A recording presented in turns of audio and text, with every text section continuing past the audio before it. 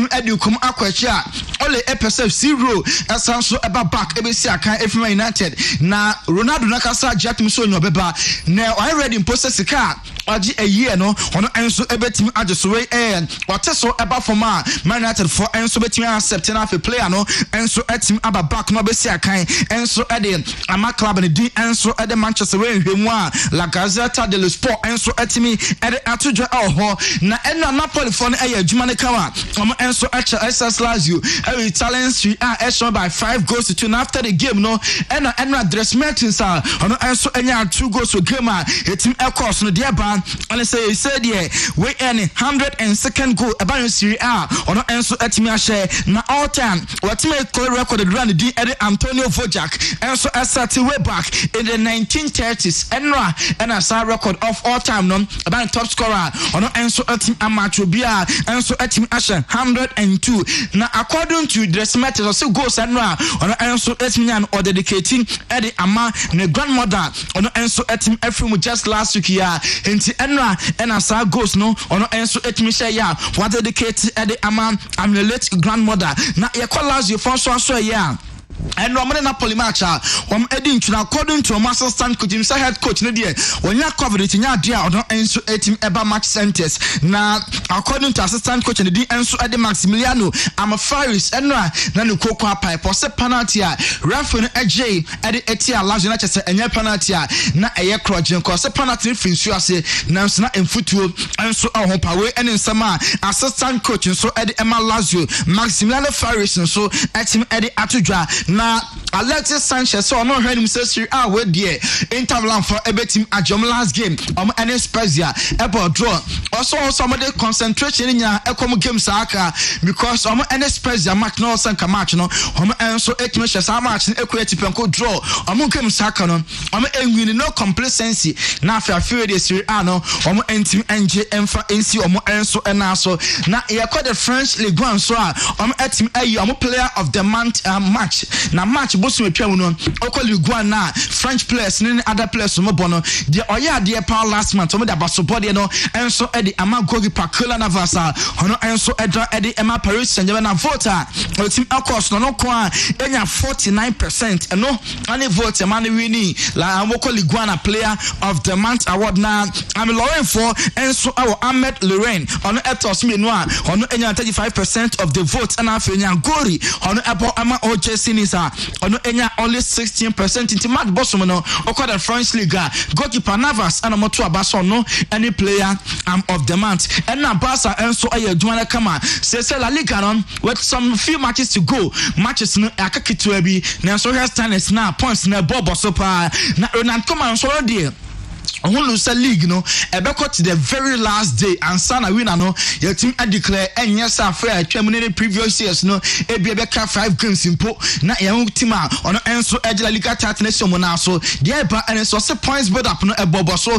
Barca for 1 game also mo enso 8 ball 69 points omo enso eda tell let's go form that first no I was 73 Real Madrid I was 70 and Barca was 69 omo enso 1 game also mo enso 8 ball na omo enso etimi abani mu ho na koma nso no onjini sa Barca stronger echen omo other opponent Real Madrid and Atletico Madrid mum omo ebe fight until the very last year Barca for ebe se league no omo edge and I say omo enso team enje Marcelo the contract no aka only 1 year 2022 na Marcelo contract no e wo Real Madrid football club no Marcelo there on be so be feel at the end of the season person there the contract no or 7 years even Madrid for about for contract and sanction power obetime extending the camera etim edi amamado do mo enso eboboko no na Ramos Sergio almost COVID-19 onyai nenso test positive or test negative ono enso etim asha se nempo ono enso etim ekotonin session lemon gamer this week amado boboko enso ebono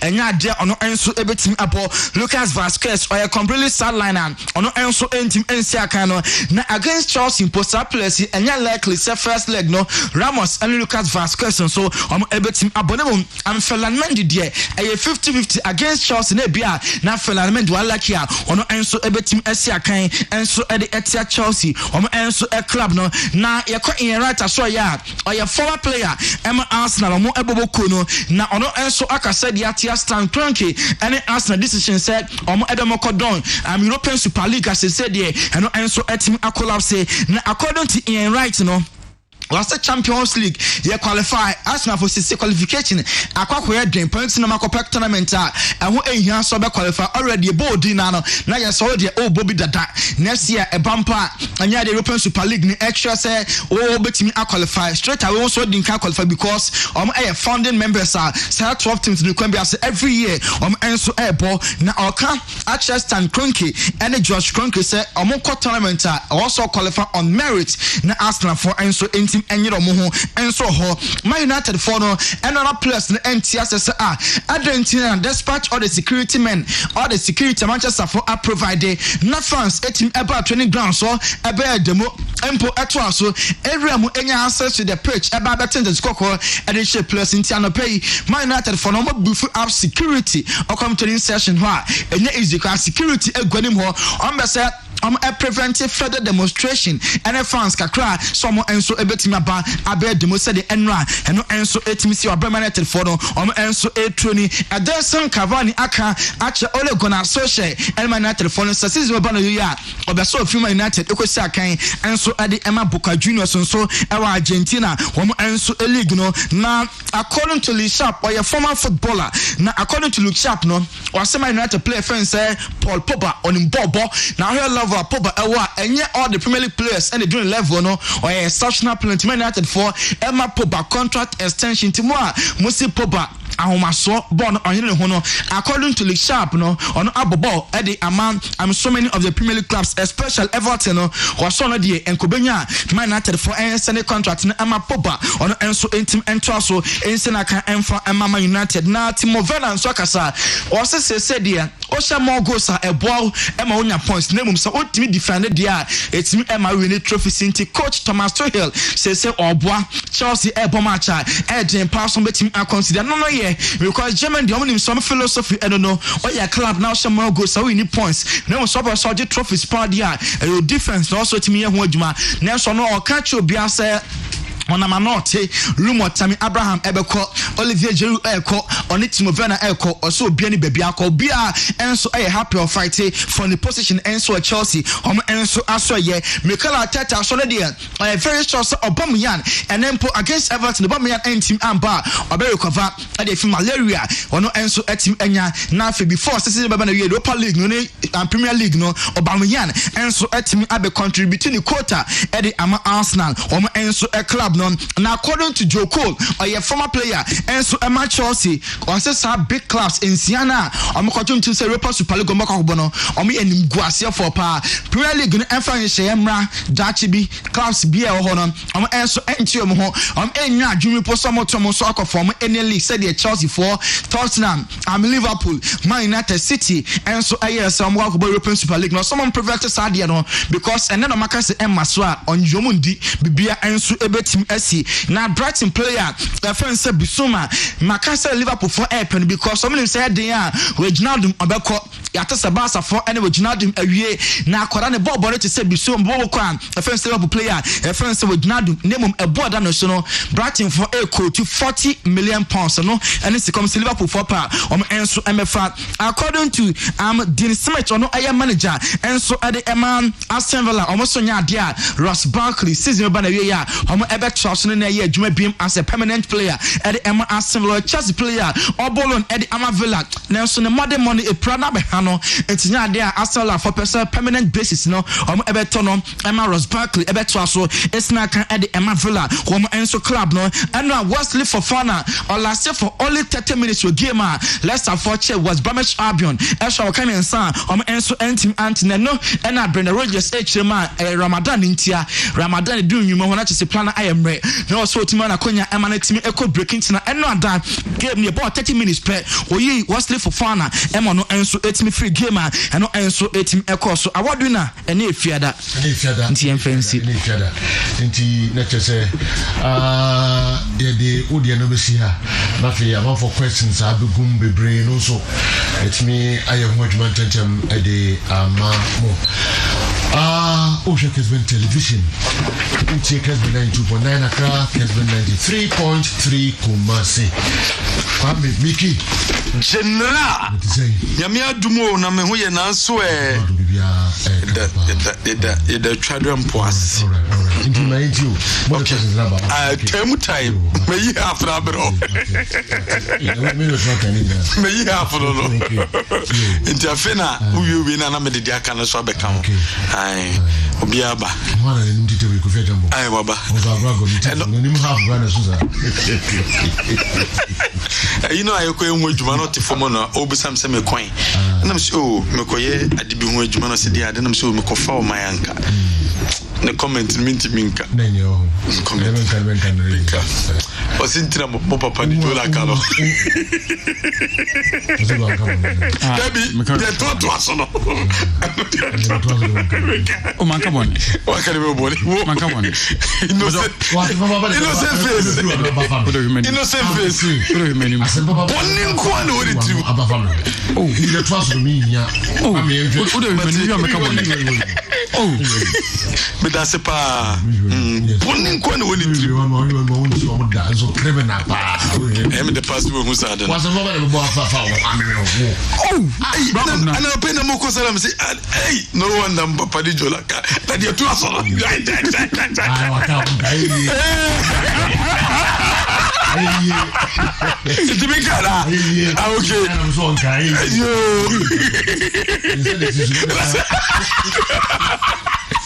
obi jumbo enya o maso am machi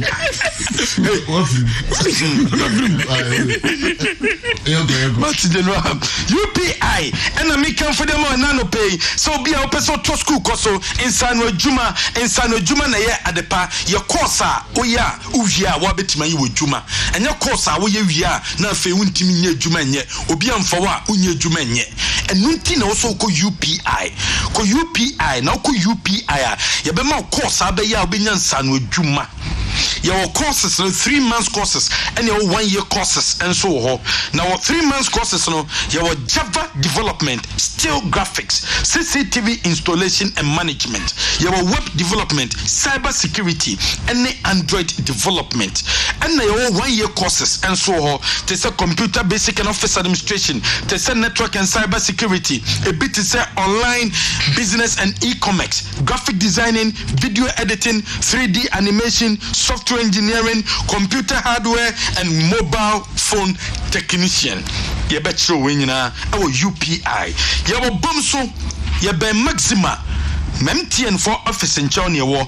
Your number is 0555 383848. Lawson Herbal Clinic. I'm the local Mr. Ba, gonorrhea, syphilis, bilharzia, siciaria, Lawson, and that's a local Mr. and a wasonum, Delayman capsules, Bema, Untimimbo Juma, or low sperm count, now when you be anum, Lawson Herbal Mr. Etriti, a body pains, malaria, rheumatism, and arthritis. And until she lost him for Chiraquine, no mundronum, pebinum, nentu yarenase, and fa amount. Halodin oral rinse and Halodin nasal antiseptic. Halodin oral rinse na di go huru enum. Odi go enum na dia huru enum. Any virus bia e hye enum no ebekum no di amount. Any di Halodin nasal antiseptic e di aba. Odi go hunim and no so virus bia e show minimum nya no ebetime kum no enso e di amount. And until you see Halodin nyamane bi na no na ye papa nyadua herbal center amde nyadua herbal mixture bedwa so etuti malaria fever obi wono mu ato a untimi endidi na general body pains asie betu a nyadua herbal mixture. Amalina Children's Haven, Tom feeding bottles, bouncers, cotsies, baby diapers, sleeping suit, walkers, sanya mano akola yusu abra ya won ne onto sa akola ne benyini no menya 18 years dear. Amalina no so koto ni bibia ede emano Amalina se me fantu enim ene anopei se obi a oyere kwakwo o girlfriend kwakwo delivery list no nyama de ma no se kototo no kwa Amalina won sabeti makabia wadum ye benrenre police station no Charistic Ventures woman de Zahara Man capsules ede aba Zahara Man capsules no onomu a act as food supplement ede maum wonomu aboa ma bema low sperm count ni so twa wonomu aboa amane obehie ma utimi nyem no aboa ema bema no mu enso eyedin aboa ema wo ho den ekosoro act as food supplement eni tibomodin na pe Zahara Man capsules ni binom Zahara mixture Zahara G capsules onum edroi ebomwa juma edienie wonomu aboa etuti obi a discharge obi ekuro atoto bema no ekuro atoto wasewo anase rushes bi enagugu ho anase obi a wonya ulcer ewo wasewo so we oba we bema obi a wonya syphilis de yanse anase white ene wonya no anom Zahara mixture ene G capsules no no anom bi enu ne betimi abo ndo we ennopa ene tinumbi na emboa G1 herbal mixture GP1 herbal mixture a immune system booster among energy level control a clean your blood no mu o prostate na supporting ye de ma arthritis na masutwa esanso boaw e fight yare bi e shisho nipedue no mu e de ma GP1 herbal mixture de eye edropa Promasido Ghana Limited o mo the cowbell product aba wo the cowbell milk cowbell goat e de aba unya cowbell milk ni binumu a e de pa awodin kwa na bom e na cowbell goat no enso e bodwa so you should be na no na betimi aboa amanya metima konkan e de amaw Adonko original hand sanitizer unya Adonko original hand sanitizer ni bia coronavirus intimi entena won sawoda any virus intimi entena won sawon eda aloe vera wom abema nsem kra no ayemre anu nti use Adonko original hand sanitizer ni bi Suzy Eba Center the Sibi Malakio aba malaria fever dro typhoid fever dro high body temperature unumbia ebetu ase e diamao Ronaldo Virginia adaroma na wo boayen na boayen Ronaldo Virginia adaroma na oboayen ama ya Kessben television so se na ya chade Dr. Wanfoni picture of the day Ketsy Ronaldo Virginia USA Wanfonini 0244263902 winya 20 cities a crazy good phone so with my weekend pa why okay mujin fiswe 30 seconds basaba na ya de winner no abeto edwa enchekra ye basisia yensha mo messages aye questions kwa making bajo ana manfota complain say omwini as a do high time mo intira mo ya de ba mo sewa okay ma me na soma ho na frame intimate no corner ba ma soma really don cake no oh kala okay kala into frame intimate aba boa o say I want a tank one Good morning, Joe. Please, my question is: which of the 4 teams left can win the Champions League? Wow. Which of the 4 teams left can win the Champions League? Looking at the players and the tactics of the coaches. Sokodia, inside Mami Krobo, in the Kou Afram Plains. Wow. Sokodia, what are the way about Kou Afram Plains? So last week you said we Madrid fans are quiet because Chelsea scored Manchester City. We are quiet because our key players are not fit for the match. So we have a question now. The only way by but I'm fans is a Musa name questions. Not for any watchman family. Me call the toss was a good morning, I'm Fila inside Bomfa. My question is Chelsea beat Sevilla at home 4-4. They beat Atletico Madrid 3. Has any team in the top 5 leagues done it before? If yes, which team and what year? And which year? Okay, thanks to your panel members.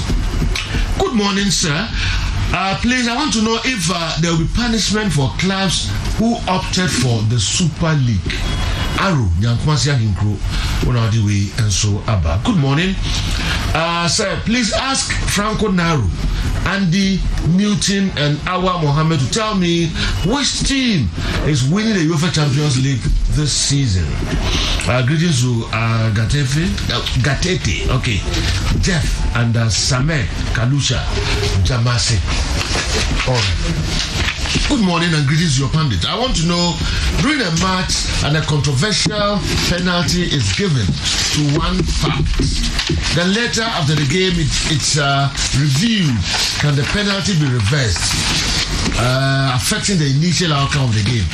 If yes, has it ever happened in our league? The Nigeria Commander District Hospital and anyway, Abreye. Please help me with this. Pep Guardiola was chosen as a coach of the century over Jose Mourinho. Meanwhile, Mourinho has coached almost 7 teams and Pep only 3. And Mourinho has succeeded in all the 7 teams, while Pep has succeeded in only 3. As such, it seems they have the same number of trophies. And I see Mourinho very influential in any team and country he goes. So my question is, why was Pep chosen over Jose Mourinho?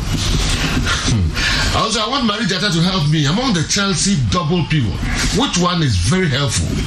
Is it Kante Jorginho, Kante Kovacic and Jorginho Kovacic? Okay. Good morning. My question is looking at what's happening between UEFA and Madrid this season. Can Madrid win the UEFA Champions League? Ameliasu from Ejura. That is UEFA Mafia Madrid. Okay. Okay, then opposite say Madrid they don't Madrid that then you UEFA na the ball no more. About season we are so. In the sense that opposite Madrid new money freeze no Madrid trophy because UEFA Mafia. What do you think? We're a Chelsea fan. We're a Chelsea fan. We're sure. Oh, nobody Chelsea here. So Madrid need Chelsea there, but no fan can come. The Bakovic may have Barcelona fan too. Okay, whatever you free you want some question on Chelsea fan. Good morning. Hey, that question now. Why didn't you say Yana? Please let our Muhammad help me with this question. I want to find out, has any coach of Accra had to Fulk with no name or underrated won a major trophy for the club? The reason why I'm asking this question is I see some Ogbodu doing a fantastic job for the club, but he has no high profile. I mean, he hasn't attained any name in coaching in Ghana. So is it possible he can win the trophy for Hartlepool? Has it ever happened before? A coach with a high-class CV winning a major trophy for Hartlepool. I'm Tingy from Asofia Chelsea. Wow. Phobia. Continental Club Masters. I wish the team all the best. Okay, you're going to the next one. Please, I want you to ask Andy Kem and Achi, what is the extraordinary thing Keto Kreku and his ESCO members have done since they came to power, and the reason for his answer. Okay. Emmanuel, if you grow from and Abreye. Though Maxwell, a teacher at Odoko SDA School, Odoko Accra. Always our staff radio is on Kessben FM. Yadamasipa Odoko SDA. Well, please, I want this incident to be cleared once and for all. With your discussion the last time whether a player who has been tackled and injured can still come back to the field and take the infringement given since similar thing happened to Messi when Barcelona was playing in the finals last Saturday. Oh, okay. Teacher no, okay, Maxwell SDA Odoko the Abba and no Menko Haka Kraso and Amenshade Osido. I heard Kessben play the voice of Henry Asantichum, the FA spokesperson, that the football body will employ the services of the military at the various stadiums. Though, aren't we going to revisit brutalities resulting in fatalities at the stadia? Can the Ghana police handle soccer fans at the various stadia if their numbers are increased? Though it's the military we are talking about.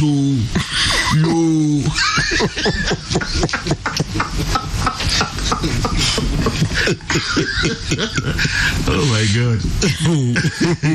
Also, can the Ghana police handle soccer fans at the various stadia if their numbers are increased? Joe, it's the military we are talking about. You know what they are capable of doing. For example, yes, sir. It's you see. But the only chart or no, and then the military you are talking about. Actually, why it is I say, seven predators, as we are for the Ebikra, or mobile, and it say, or mobile, one, as you see, no, less than as you are for no. So you can answer the question. They're bad. So, some minimum. So, now they say, you know, minimum, because so is Anna Moyana. So, for when you say, Unyomushi, now, Ombe visiting brutalities on you, and that's not for you.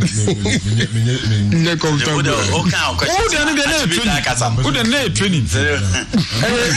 Training. Military training. What the name military training? Why you don't want to? The military are talking about what the training? And I mistake. But I don't repeat this. I don't know the buy. But we repeat it. I want to try say the military are talking about Osofo and Nkoko. Who does a kaka? Who does a kaka? No. Why don't you be in town? Seriously, you are getting overboard. It's not fair. Oh, am I getting overboard? Yes, you are. Okay. And Majai. You're fun to get Majai. I'm tanking here. Hey, said no. What was we? So cannot do for no another to be able queen no here no. Oh my man kind messages. I saw Nigeria. It's the military we are talking about.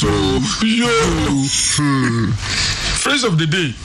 Though I heard Kessben play the voice of Henry Asante to the FA spokesperson that the football body will employ the services of the military at the various stadiums. Joe, aren't we going to revisit brutalities resulting in fatalities at the stadium? Can the Ghana police handle soccer fans at the various stadiums if their numbers are increased? It's the military we are talking about. All right, well, the evidence here. Let me go to the next one. All right. You're looking at the remaining games. With you, Yao, Manu, Buankra. You're looking at the remaining games and the strength of the various teams. And the strength of the various teams. Which team is likely to win the GPL? And which teams are likely to go on relegation? Wafayamenu Buankra, also the Abarano. Or say the season is yet to end, but who has really impressed you and is likely to win the most valuable player of the season? The next year, the last one was Joe. I want your pundits to give us names of players who raised high hopes before the commencement of the league but have flopped so badly so far. Which coach has been most impressive so far? Okay. Yeah, call the next one. Joe, good morning. May the blessings of Almighty Allah locate you all. I mean, please, I want to ask your unpredictable pundit. Is there any player who has ever moved from Manchester United to Liverpool and a player who has been transferred from Liverpool to Manchester United before? My name is Mubarak Akosa Adiefe Bonifacio, watching you live from Kwabri, Kenya. Good morning, sir. Joe and your sports lecturers, please, which team in the Ghana Premier League has suffered most since 1980? Suffered in terms of what? If I reach it, if you can but what you say, suffering then what can was a bit difficult suffered and saying or relegation more and a team be a shen and do an cobit me a bit specific. But Mahmoud with my question here once and suffered most. The question is unclear. Good morning, General. Please, local players were part of the 2006 World Cup squad and their jersey numbers. Okay, which local players were part of the 2006 World Cup and their jersey numbers? Baba Adams, who do we free Hamile and Abre Hamile. Hello, sir. Hello. Teams from which region have won the FA Cup since its return in 2011? Kwame, Udifri Bremai and Abba. Okay. Please, can your panel let me know the last time Hatofok went to the group stages of Africa? Steven Osu, Udwe Efri Gosu and Abreye. Good morning, sir. Who is the last foreign coach to have ever taken a Ghanaian club to the group stages of Africa? Ezekiel Takradi. How many times have these countries won the AFCON combined? Nigeria, Cameroon, and Egypt. Kwaku Suarez, UDS Tamale. I want to know from your panel which of these matches is Zidane's best game. Real Madrid versus Bayer Leverkusen in 2002, France versus Portugal in Euro 2000, France versus Brazil in 2000 World Cup, Naziru, Udwefri London, and Abba. Best game as player. Yes. Zidane's best game. Yes, as a good one. Yeah.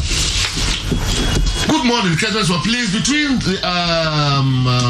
among these players, who is more talented and who can become a superstar in future? Jadon Sancho, Phil Foden, Mason Mount, Bukayo Saka. Good morning, please. Which team is Baby Jet playing for now? Big Boy, Aguna Swedru, Kotokoli Zongo. Big Boy, Busa question. Baby Jet, okay. That's a Mojan. Obusa which team? No. And I'm surprised. Obi follow football power Ghana. Only team as a Mojambo. And I missed you. Ultimately, Obi follow football. I was sending message about sports programs on radio. Now only team as a Mojambo. Someone said, "Do any answer, man."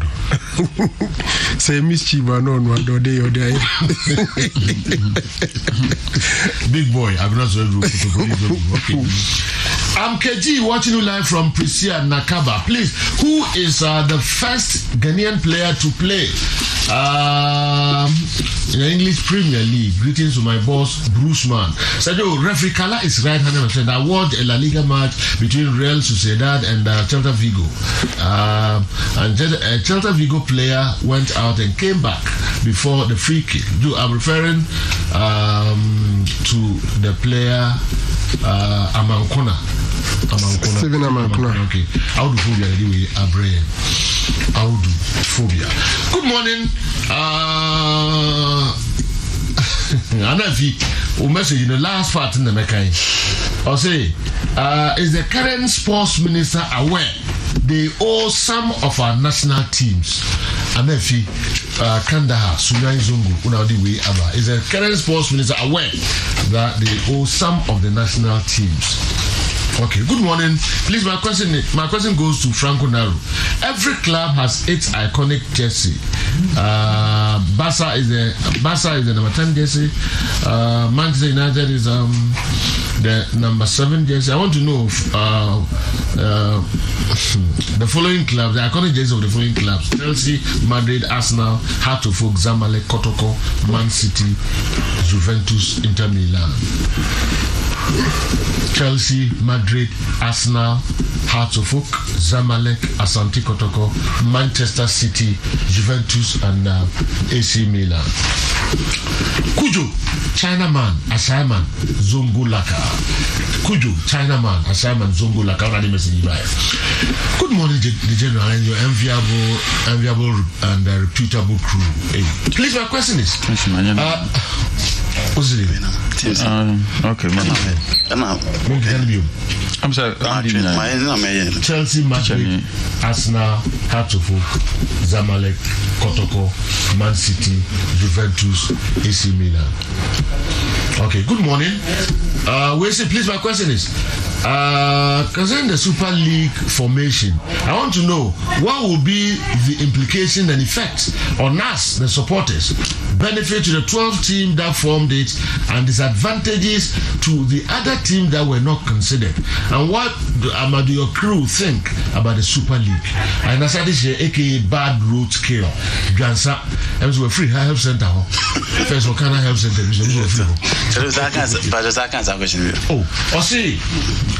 My question is, concerning the Super League formation, I want to know what will be the implications and effects on us, the supporters, benefit to the 12 teams that formed it, and disadvantages to other teams that were not considered.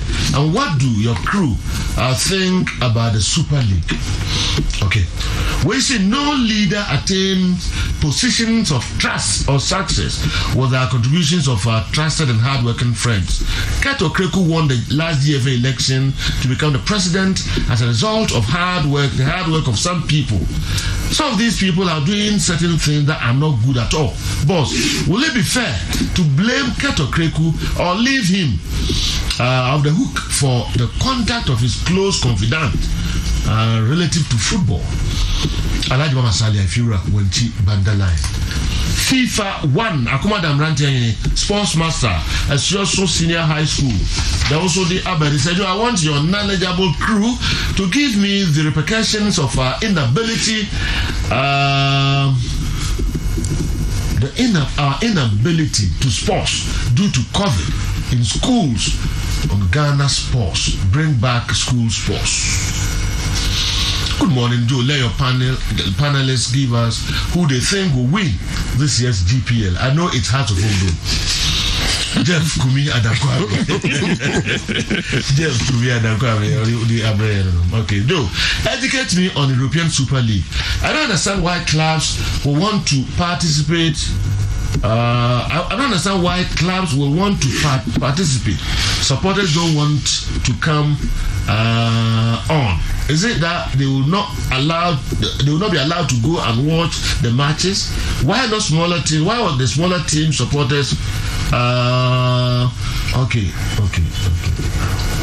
Why not smaller team supporters protest instead? I like Abubakar Siddiq magazine Kumasi. But the question no somebody say. Clear. Okay. I like your question. Abubakar Siddiq. Good morning. Please, is it true that Keto Kreku takes 12,000 cedis a month as allowance and 1,000 cedis for credit? If it's true, then he takes 144,000 cedis a year as allowance and 12,000 as credit. My question is, how much is each club getting participating in this year's GPL? Does these GFA members think about the clubs at all? Felix Kanosu, good morning, please. I want to know from your panelists who is the all-time top scorer of the Ghana Premier League, Asante Diwefu Sankasi. Good morning to the best sports crew. Please, I want Sir Franco Naro to analyze this. One, is the brouhaha surrounding Asante Kotoko board and management taking away the shine of the team? Two, the likelihood of Cristiano Ronaldo joining United, will it be off business rather than helping the will it be of business rather than helping the team in achieving success on the field considering his age? Ohineba Kwachi Jr., Cologne, Germany. Good morning to you all. Please, I want to know the most successful club between Hearts of Oak and Asante Kotoko, and also want to know the names of the teams who have won the CAF Champions League without losing a game. Oman, Oman Gato, Oman Gato, as Amanka say. Okay. Is it Abbas or Abasi? Alright, Abasi. Hi, good morning, Man City. Man City were the first club to pull out of the European Super League. But Gundogan's message on Twitter yesterday seemed a contrast. Kindly let Newton Marijata analyze this and his reference of the phrase lesser evil that Gundogan used. Okay, Rich inside Tech Campus. Good morning, sir. I'm Rich Deborah. I want Andy or Awa to answer this question for me. Between the South African League and the Ghana League, which of them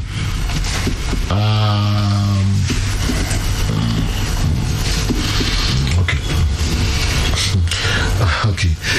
You're talking about the standard of play on the pitch is better. The standard of play on the pitch is better. My regards to Newton Lati. Good morning. I'm Nana Kofiafri from Mampo Akriapem in the eastern region of Ghana. I want to know the number of teams that will be going for relegation at the end of the Ghana Premier League season. Please, is it 3 or 5? Thank you. Good morning. I'm Paul from Anyinase. I want your pundit to clear this for me.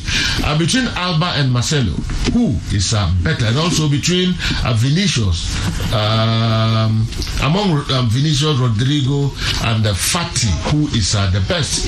Please, good morning to you and your sweet panel. Sergio, in the upcoming Euros, Portugal, Germany, and France are in the same group. Please let your panel give me a combined 11 of the 3 nations. Hey, good morning. I'm Dola from Sekendi, Bacado. Okay, please, between Harry Maguire and Antonio Rudiger, who is a better defender? The chat worker, Amedeba, I say, please, Uncle, can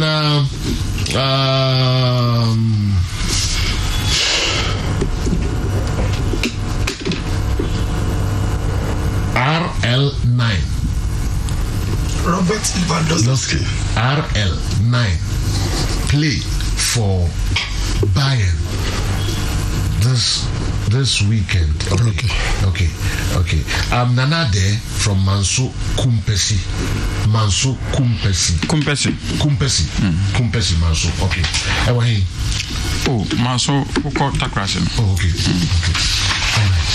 All right. Yadibesia na yakofa commercial din kan abaiba ya fo be yinsere ni na ano ede amam ya ba system ba.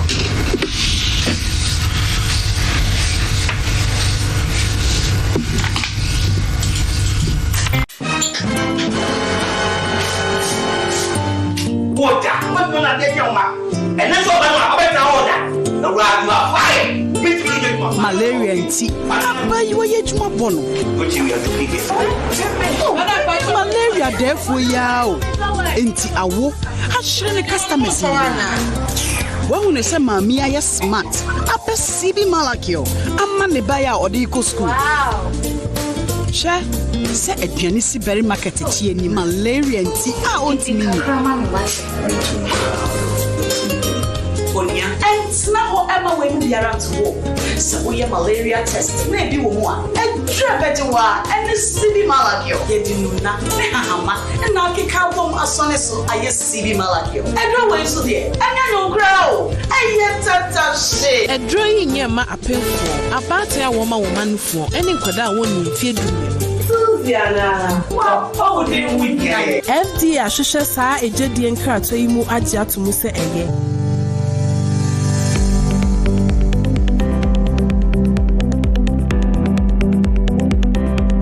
House James, Betty for him, new room, Amariana. And money how can now bet me a ciano coin. Halodine Oral Ring Solution, nay Halodine Nasal Solution, never wa, a Simwawa, a for him, new room, Adi Adiabro, Ano coin, and Royo Povidine Iodine, your broad spectrum antiseptic, Halodine Oral Solution, ye, oral antiseptic, Mecha, yet fire noon, would you go Moa before noon, the Ayabro, is ciano coin, Halodine Nasal antiseptic, yet fire him, would you go Moa, F him, Eddie Ayabro. You won't free penny, then quada, what dim for 18, it means you agree, and you saw a dream run nanson, yes or no doctor didn't come once. The Halodine nasal antiseptic, ne Halodine oral rings, na fobo when it will be seen in now buying. So what Pedroatwa, Real Pharmaceuticals Limited was 026-087-0140, and now say 0244-268417, and now pharmacy bia ebeo, and Kaiboy Food and Drugs Authority, Ashisham. Ajia to me say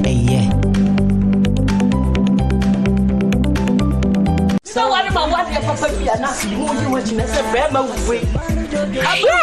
this is my secret. Give us pea capsules. Emma, I want to go from now on to me to my din one pem. Give us pea capsules. Over do as a mama. Oh no, enemy lawyer. And to lawyer no na show bottom.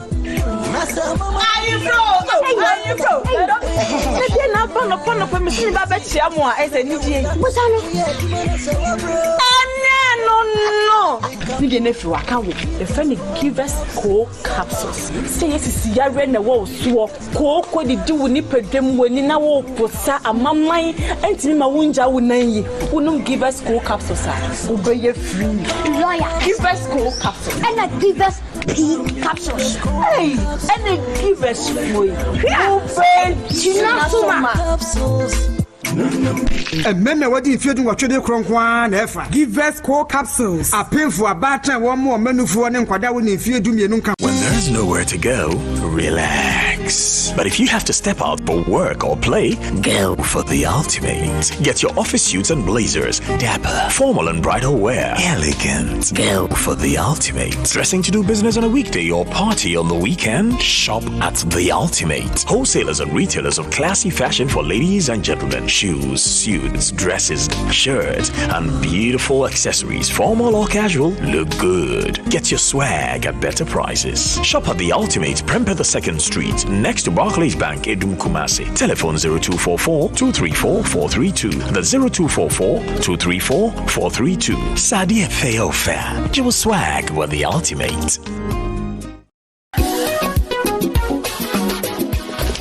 If I shop, I'm going to show you a bag. Brad, and not to give. Not tell me about Michelle, see about Queen Wayne, say. Brad, said your time about Mr. Esia Jimmy me fearful, and Yadia about ever so. Really, do this offending now. Brad, and me cousin me did time about Mr. Huadansia, Riasinina Ebetemenka, and to some malaria, well drawn it time about Mr. And you don't go, dear, no more to want to meet any deal. Well drawn it time about Mr. A drink and your mark or bar waffle through, dear one mark or down for any aquada when you fear do you and son of the time about Mr. Draybino. Shasa Wako Hospital and answer lab. I'm what who said, oh, a 3-day malaria be answer. I also time me TIME. Time about Mr. I feel malaria fever be than Ziva a woman. FDA Asha Dreadie in Kwatsuimo Aji Atsumo se.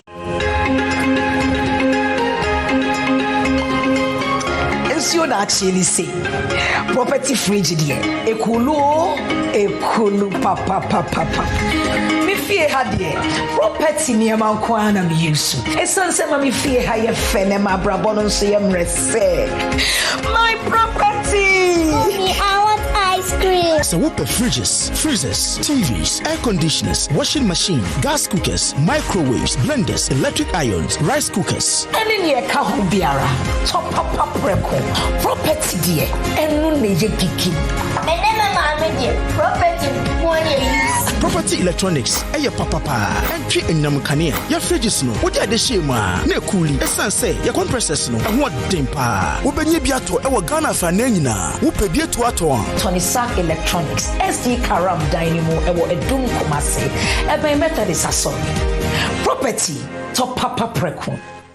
Mira, what did you dear? Merry CB Men's Capsules. And you may use Madama Bohobio CB Men's Capsules by dear. What 2 points? I don't know.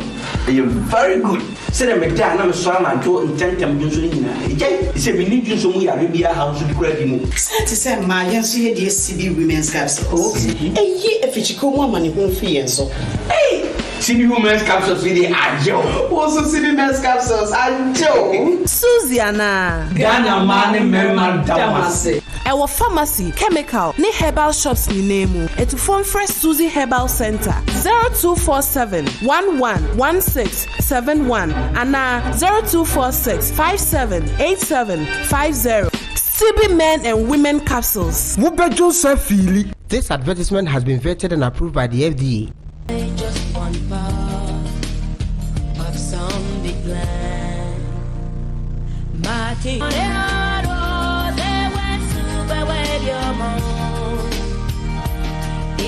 From provisions for healthcare to computer lab, hostels, library,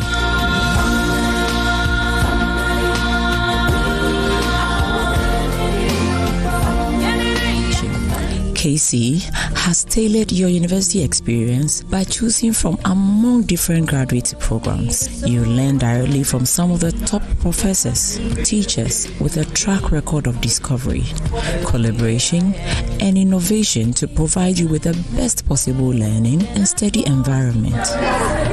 All students have access to expert advice and resources as a career service throughout their time at KC and for 3 years after graduation.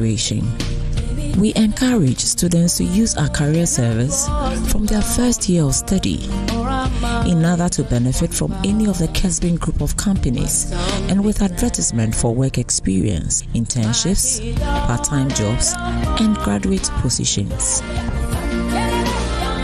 Our master's, bachelor's, and associate programs include Bachelor of Science in Accounting, Bachelor of Science in Banking and Finance, Bachelor of Science in Human Resource Management, Bachelor of Science in Marketing, Bachelor of Science. And reality shows our programs are #1, specially made for you and everyone. Kessben TV. Yo, yes, but never but was so the Mama Bonondo Pansima, Eduasa.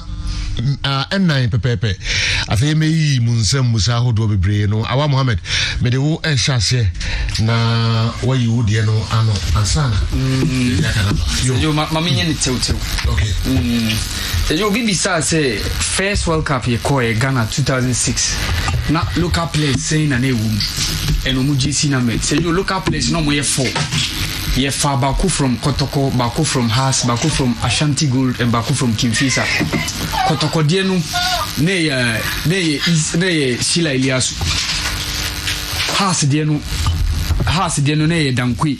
Kimfisa dienu ya Bib Mohammed. And Ash Gold dienu ye Jojo, because now Isame de wenye free Kotoko Koran SFC by then time. Na Dankwi she 17 JC, Habib Mohammed she 13 JC. Na Shila Iliasu she 7 JC. Ena Jojo she 16 JC. So we say you no. Obisu bisa say since FA Cup return back no. Region Bena the clubs are winning most. Say you oh here Ashanti region. Ashanti region ya 3 winners. Say you in New Edibiase J1. That was in 2012 for Bramoshe Ash Gold. And then come Asante Kotoko so winning on 2 occasions. 2014 beating Talais and 2017 beating Accra Suffolk or Tamale. Say you and also the last time Accra Suffolk went to a group stages of Africa. Say you was 2006 near Kobon Boaseno. No money Kotoko Nina and Kobo Boasi. By then time na ye renovated both Accra Sports Stadium and Kumasi Sports Stadium ahead of the AFCON 2018. So we said that was the last time. And Accra Suffolk were in a group with Orlando Pirates. They were in a group with Asek, Mimosa, and Enyimba. And they failed to score a goal. So that was the last time Accra Suffolk went to a group stages of Africa. Obisu said, besides, said last expatriate coach being a Ghanaian club.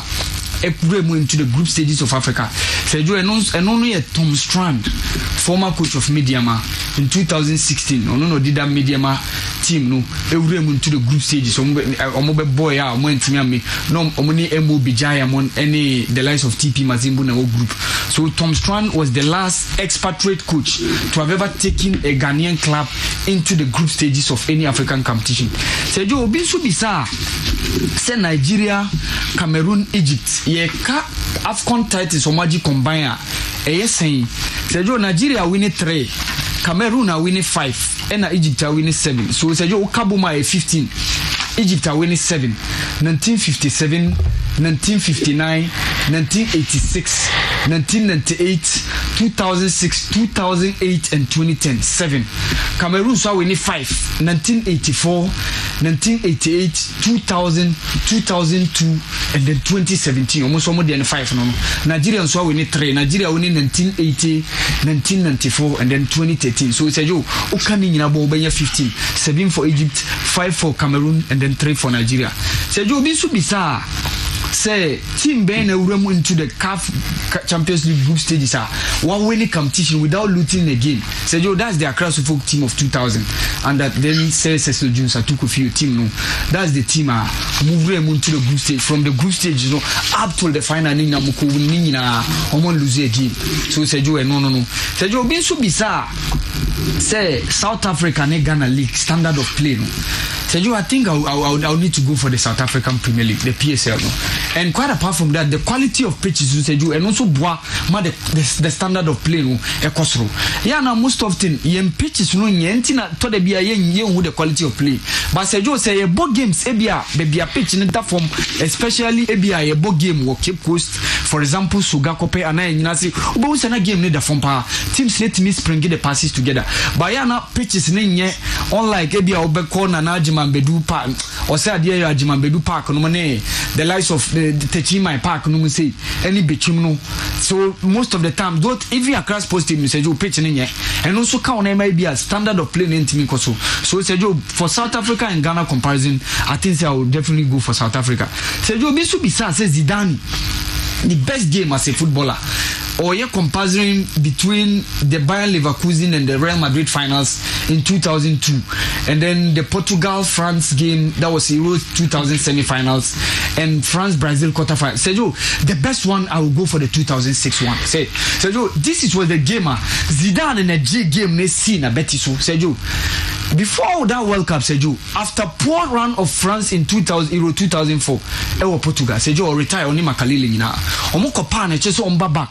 O catch omo se omo pese oba back. Omo san convincing Makalili tiso omo. Sergio na qualifiers na ye diamomo, but they managed to qualify to Germany 2006. First 3 group games, Niema Shedan Kwamamo, but from the round of 16 against Spain and Brazil in the quarterfinals, Sergio, that's where Zinedine Zidane announced his presence. He made sure everything was well for the French national team, and they beat the Brazilians by 1-0. That free kick taken by Zidane and then Thierry Henry tapped. So in all your comparison that game, I think I will go for that Germany 2006 one, the quarterfinal between France and Brazil. The first, the second one, Sergio, I will go for that Portugal against France also in the Euro 2000. Sergio, after said Portugal, I shared the first goal through Nuno Gomes, then came an equalizer from Thierry Henry. Sergio, in the second half, Zidane chested Bobby most of the times. Yeah, now Omuye shows highlights. Omuche that Sergio, that game was also one of the best games as Zidane ever in his career. And then came the penalty. Abel Xavier then Sako boom before said Zidane Beshe Mania 2-1. Sergio, that Leverkusen Real Madrid game now. Even though it was a game Zidane scored, but to me the man on the day for the Real Madrid team was Iker Casillas. Sergio, if not for Iker Casillas, the cup would have gone to Germany. After said Zidane share goal, Iker Casillas at a point in time making 4 saves in about 4 minutes. Sergio, this was the game. Even though Zidane played well, he scored that magnificent goal after he had that throw from Roberto Carlos. But Sergio, what the games here in ascendancy to me, I think said the Brazil France in 2006 quarterfinals, the Euro 2000 semi-finals between France and Portugal, and the finals of the Champions League between Real Madrid and Bayer Leverkusen. So Sergio, that's my answers. Okay. Now, let me move to who next? Marigata. General. Right. General, I started free. Super League formation, advantages, benefits, implication, effect on fans. And first of all, we share the benefits of former Super League, and we are talking about some of the teams that are teams, as commodities are general, as almost selling on the bigger market. And we are talking about Liverpool, Real Madrid, Barcelona. The thing says so Munyesika and Munyesika, their products, their contents should sell. So benefits in the general commune they would have gotten huge sums of money from TV, because right now pandemic fans in me. And so the other major source of money and also finances the TV market.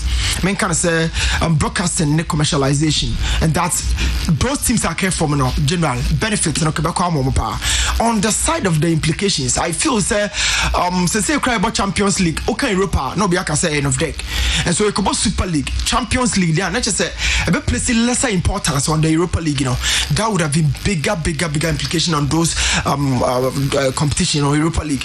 And by my fans are to Sevilla or my Europa League in successive seasons are almost fans and me cherishing so much no general for the mabambe bukra and subscription fees so because so a ban say will for me and as I follow within the bracket of the Super League teams now general so and the other thing I may also share regarding this whole issue no so the number of games are general so better because Super League need about 12 teams so fixture list na kakrabi and yes I bought about 32 teams e basa na e be count be so general my menfa and no in more and then obi so the question by Kante Jorginho Kante Kovacic Jorginho and then Kovacic out of this double pivot no me and no dey here na best for Chelsea you can double pivot now never there obi a only man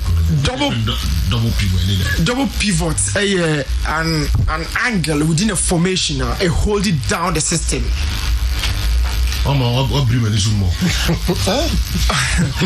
Most often within the 4-4-2 formation, the 4-2-3-1, and a double pivot on now the pivot no by the side of the machine, I hold it down the whole machine, and then do many so. So then I can say pivot. For instance, my mic make us as we and then the pivot a hold it make us a go. Yes, so the pivot holds down the whole system. Okay. Now so you can't Kovacic and then Jorginho, I'm going to hold it down the Chelsea team now. Okay. And it brings a lot of dynamism within the midfield. Ever since Thomas took care by 2/3 of the game, Kovacic and then Jorginho. In fact, I'm about the first almost 6-7 games and Sana Kante and Kovacic. The reason why it's here, Kovacic and Jorginho added dynamism. Everybody say one, Ubenya tackling, Ubenya blocks. When your clearances in Kovacic, now when your passes, ball progression from Jorginho, so at the balance, a Chelsea. But so the Jorginho, a coca candy one, they are a different thing as compared to Kovacic and then Jorginho. And so manager no crano. Two players, Kovacic and Jorginho, and one bomb to drop in almost 20 games in our bono. Two players in a general, or my bucket within the system. So on to the next question. Now, any panel so yes, our Bani Marcelo.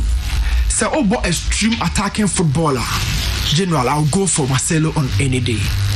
But say you be a 3-back system. Defenders me and Sunny Welch Abba Alaba. No, Jordi Abba. Okay, so a very extreme attacking footballer. Who here defensive side now? I will still go for Marcelo. Even though the two players in attack is so much, but I'll still go for Marcelo. Whenever may pay a solid partnership for one of the attackers, I'll still go for Marcelo. But general, if it comes to cutbacks in the offensive zone, you don't want to draw anyone in front to box in each. I'll go for Jordi Alba. Okay. Marcelo has been able to form a very formidable understanding with Ronaldo, Benzema, and a couple of players above Madridaco. Jordi Alba is also a similar thing, but between the two, I'll go for Jordi Alba. Maguire, Rudiger, I will go for Rudiger as a player, but Maguire there, Man City pulling out first. Now Gundogan, AST. So first of all, people will say Gundogan there. With all the Super League stuff going on, can we please talk about the new Champions League format? More and more games. It's no one thinking about as players. The new UEFA Champions League format is just the lesser of the two evils in comparison to the Super League. So Gundogan Eka two evils. Champions League, general to say evil. The bigger evil is the Super League. And I say fans in Eka Super League, now so the new Champions League format now by general a lesser evil. So when you come on. So what is the new format? The new format from 2024-2025 season, and I say generally you babo extra 4 teams about the already about it in the season over 10 games instead usually about 3 games within the week, and I say within the group, so say over 10 different opponents. Now I going to say there are 7 extra games in about home, and the man somebody is so crucial. I say Lewandowski, key player for Bayern Munich during the most crucial part of the season. Echo ball game at the man national side general do Champions League now. So if some size panty games in there, most of the players back out through injuries. The reason being that the more games, general not air count physical part of the body, and so Gundogan air complain. He said the lesser evil is the Champions League new format no diabana. I really agree with him. The whole truth in say format no so a BM amasika semna doso because players see I'm gonna J exorbitant fees free clubs and all, and that's the clubs no so be sika they are just more expand the list of the fixtures and this is gonna do remember. No one say list no so expand and more games ever players no so general na so bomb injuries no total more. And instead of Lewandowski there no. So Gundogan is making a reference to the new format which caters for about 10 different teams and 2 home and away 5 times 10 different teams instead first and general na ka about repair to say more be more and only the Gundogan refer and in the panel also states say Man City were the first team free mo say on your beam. And so then a Gundogan added the contrast message. It is true, Man City the free move first, but Man City free move Pep Guardiola was in supportive of the decisions Super League, and the same thing a Gundogan so by name of Monodia or refer to the new format and say general and very very tough for the players and that most so. I think say general questions are okay. Put it down. All right, you now if you remember Andy came and so Andy. General. What the local number 5? Okay. All right. Okay. First of all, Obi beside the iconic GC numbers. Teams in Nibu has a bit difficult, but so for team be the same Madrid. Iconic GC numbers no also, but in recent time we must take it to 1. Back in the days it was the number 9 because of football is Federico Stefano 9 or share. Now no ko was gentle number ne be wu mu a, but in recent time from Raul Blanco Gonzalez to be seen there. This year iconic will be any some out of the top player. Omo pese player and the babesha sajis no omo dinya sika e the betting no na player no the face of the team the number 7 JC for Real Madrid until we Madrid is 7. Chelsea was 26 of John Terry, 25 for Franco Gianfranco Zola, omo 11 for Didier Drogba. Passejo in all the ranks. For me, the Chelsea supporters edutum bebrebe the number 8 JC for Frank James Lampard. And for Chelsea, the iconic is number 8. Juventus from Omar Sivori to Michel Francois Platini. The baby seen omo iconic JC no number 10. Until Ope Juve iconic JC number 10. So far AC Milan omo so dey na kwese Chelsea dey na. Omo retired number 6 JC for Franco Baresi. And a Paolo Maldini in Sudiaba Besoso. But so you compare the two players for Paolo Maldini to win 5 UEFA Champions League for the Rosineris or the Abrante Feno. Franco Baresi, he won 2 Champions League under the days of Arrigo Sacchi. Now compare name of year for Milan. Paolo Maldini is an institution within the club. Until Milan iconic this it turned out to be the number 3. Arsenal number 14 JC 40 on ring Sergio and then the iconic JC until now almost share Pierre-Emerick Aubameyang Zamalek the 10 JC how to folk the Sergio and also divisive opinions, but Mohamed Polo has always been the main man within the setup. And the number 10 JC in Sergio idea will be himself for black Africans now. Yeah, 10 JC there you fed me agree in our football. And only JC I the more be within our setup. You what did you so nim bonanza na ya BB kakra. But so for Ghana, for country be sell la Côte d'Ivoire. Chez Nigeria for no. Omo for mo 10 JC show be akwa. Nti hu jeje okocha na bibia hu abedi pele na mo say 10 JC no. Sergio, it simplifies those people and as players omo de body so any within our subreddit. Nti Zamalek number 10 and Sergio had to folk number 10 Kotoko number 10. I'm afraid that's all right. Try so Bubo Kotoko number 10 recently. And Omo Fabio Gama is the face of the club now, no matter how you argue. Sonny Akuba Babe fan attendance all over the place. The only Kotoko player here to go for dinner it really tells you what the player stand for the club. For Kotoko is the number 10 JC. So I'm look at anything. Obi say teams be ni wo GDA say omo betimi age league no. Sadio Makan ha say sa wo hwe ba bia omo ba bia Karela drop odru no. Omo free omo be league nim. Olympics so ba fam nti race no ba be Kotoko medium house of folk. Omo and compete for the league title. Sadio omo ne Oscar, omo the work quality. Omo ne betimi motivate omo players the age league no. Nti sa team simi ansai you omo and washa Olympics na ba be shim omo push basro. Media show consistency. had to focus your consistency until the last game they lost against Ash Good. Because show consistency in these 3 teams, and you are more league now, likely so many beating at. Now, Omo Beko relegation, Kim Facer, 11 wonders. And now, Sergio, Interlice. I don't know what you say. I'm on a Beko. Per my analysis. I'm on a Beko. So team C and a Beko relegation. Kim Facer. 11 wonders. Interlice. Interlife won a chance. I've written the same thing on my paper. Oh, okay. The same names. Oh, okay. I see. What chance can clear because I do so how fixtures in the a bit favor into the and again, what the side team see me to compare Interlife in a way experience in terms of players compared to Kim Facer, compared to 11 wonders and even Liberty Professional. So far Hashmi Musa, offer Richie Data, offer Paul Abanga, offer Rich Molamti, offer their goalkeeper. These are players, Gokela Hoto. Out of these players, now almost 11 players, now almost starting. 6 players are Bogana Premier League in check plus Ajimambadu. Into Omu experience, and for me, their features are okay for them. But you Omuni teams are likely some by relegation. Valuable player for the Ghana Premier League. Glasson Awako, Razak Abeloa, Augustin Boachi of Wafa. And then dear we see Taylor and say Joe Ismail Ganyu.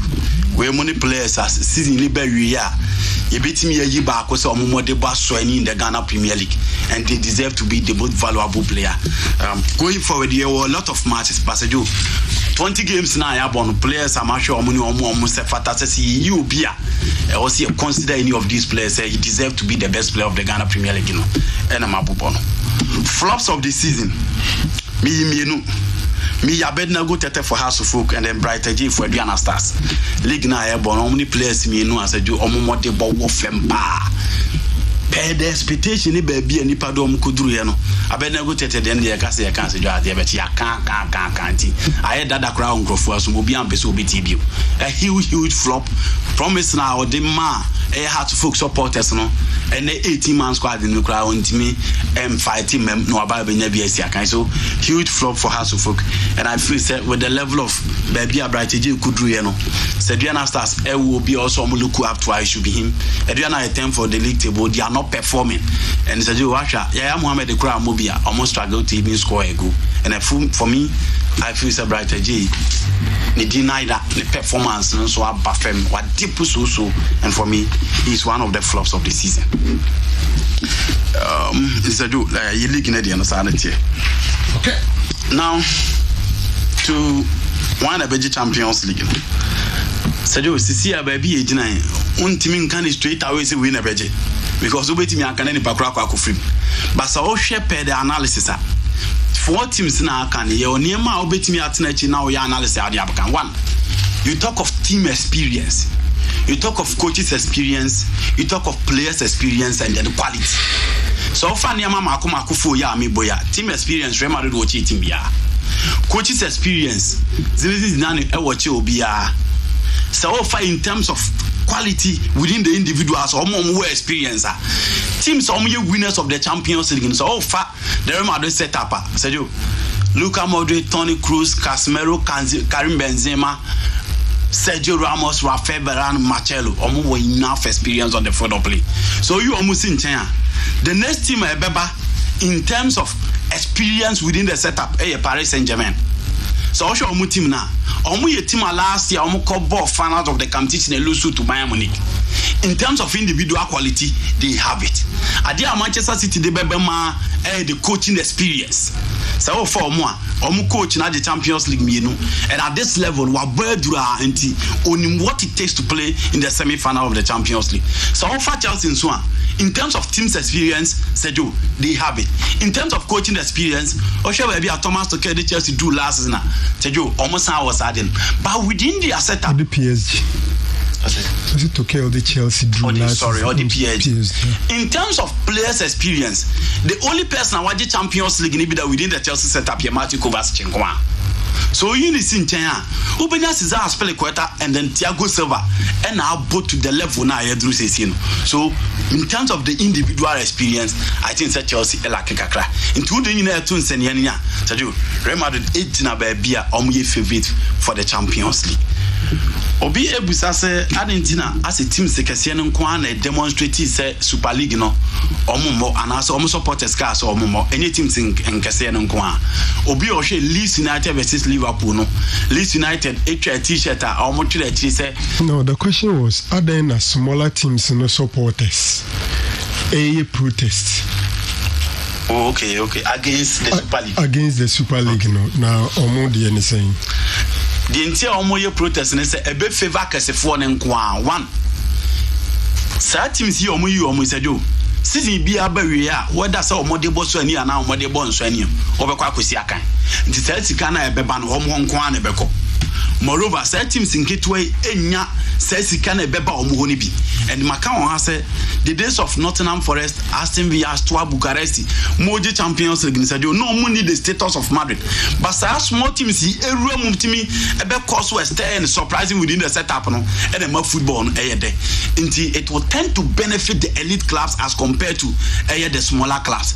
And until na card for Real Madrid for ba no omo de ties ko gu kwemu a omo soja so omo Madrid for ma and on the ma Leeds United players in obi a share t-shirt a omo twire ki it's Champions League no so opeso obo bia o say o en o qualify na team kogosi akan eni ko ase kokko yes o elite club into your elite club on there o say ma chance na sejo oba bisi akan enko a. So now the Super League. I'm saying Super League in the my candid opinion I say I wasn't for it. The reason say a benefit big clubs no, not small clubs na lose. And Macau has a nipple obey the chief beneficiary. Papa na udi any say Super League na also a Barcelona, Fiorentino Perez. Macau has said, okay, Real Madrid in Barcelona carrying Boma, 1 billion euros. And Real Madrid Boboku no said, "You may say Susubi say 575 million euros." Ne bossing Omakoja Omdebia Abe renovate almost Stadium Santiago Bernabeu. In the team no Muniska on the market Diakofa Kellen Mbappe Omope. Omuniska on the market Diakofa Ellen Hala Omope. But say Super League Baswa. Says he can't omo bedje no omo betim dia come market e dia akwa to play from teams here omo no mo competing and in all Fiorentino Perez omo esan yi ni so omo president and the supporter feel say there should be an iconic figure because Eden Hazard buy no untimi meboa injisa hanisa they will need a new face for them Madrid setup and sika no omo de come market omo de be kwa akufa and I feel Madrid don't have it and untina omo champion of course na abasisi ajegun obibu say punishment bi wo hode mo ana Fiorentino Perez o tie ne interview no koye no kare na sana o sete sa team si o match mo afri mu nyina obi abetua 9 million euros because contract na o mo sign no officially o mo ma so mo ba terminate na so breach contract na sika o so tua ne 9 million euros nti according to Fiorentino Perez ne nsema o kan say punishment that for these clubs no ne say o mo betua ska 9 million euros number as I go 7 we go to the other situation mu kregu one of go kucha don't pay they say you for crown so betru mu maso now people say the COVID and the school sports so you won't say COVID and Nansan Ukraine on model letter but say you beat me for supported 25% our stadium. Let's not forget say because of the COVID Division 2 coast football 3rd division in team started all because of the COVID. I'm say last time it say next month no best start better no crown and we money just confirm and no ma interco both on athletics and then football no mobile nina emaso and obi abusa say we should bring back the school football. I feel say school sports I feel say oh yeah, P master for the school say be how kakra because this time they be anka wonya players odomo babe bo inter schools no so what me do school aje this time no wonya quality of athletes omo babe sia kan de ma your athletes who did this school ni bit me aje but the sad aspect is that young clear even with the division teams na kwa young clear omo sia kan nti be ye den per the statistics are kwa aban mo the Ministry of Health no so omo bebim am school for no ataka so Misi o Makamoruba stadium my boy interkoyi o hoyi sajo ene stadium no kro omunwi amakotoko e kwa kusina kan oboase and so okati emfa nko oboase Boasia. You check about the Tatan tracks, and again, 3 teams in the AC account of Boasia. It's park is so busy, and I think it is the reason why school sports and penny for and consider questions are so far. Okay, you're very call. Few questions we ask. I'm not think a table. Now we don't be. Remember who from sure. Okay, Didi. The audience about Baba. Didi Ba say your co break banners and mobile answer. Those which me every house. Do Didi what is in the high school. Could you tell me who translate? I'm the chap. No, all right. And also, no. Maria can go for the local. You are the buyer. I think I will watch my dada. But your company second, Quandema. Right, General. So, did you see Joe? I've heard some commentaries that are humbly suggesting that Otumfuo runs Asante Kotoko same way Roman Abramovich is running Chelsea. Else, management and boards will continue to disappoint him, as has shown over the years. The divisions and power struggle amongst boards and between boards and management, with its negative effect on Asante Kotoko, will continue to affect the team till eternity. Kotoko has been an ordinary club, or is an ordinary club in Africa now. Has been an ordinary club in Africa for far too long. It's pitiful. Is there any difference in terms of ownership structure between Chelsea and Asante Kotoko? I want your superlatives crew to share their views on this. Both my headmaster, Mr. Chumesi Terrier Benjamin, and colleague teachers don't miss Kessben Sports Daily. Yedamasipa, Akwala Senior High School teachers, and especially Mr. Chumesi Terrier headmaster. Yakoba, that's a real one. No, he's asking what I call academic question, and scholarly opinion. But scholarly opinion. And for the questions, and person consume question. That's why editing. And make us for the moment. We realize it as who can't corner. I've captured the whole question.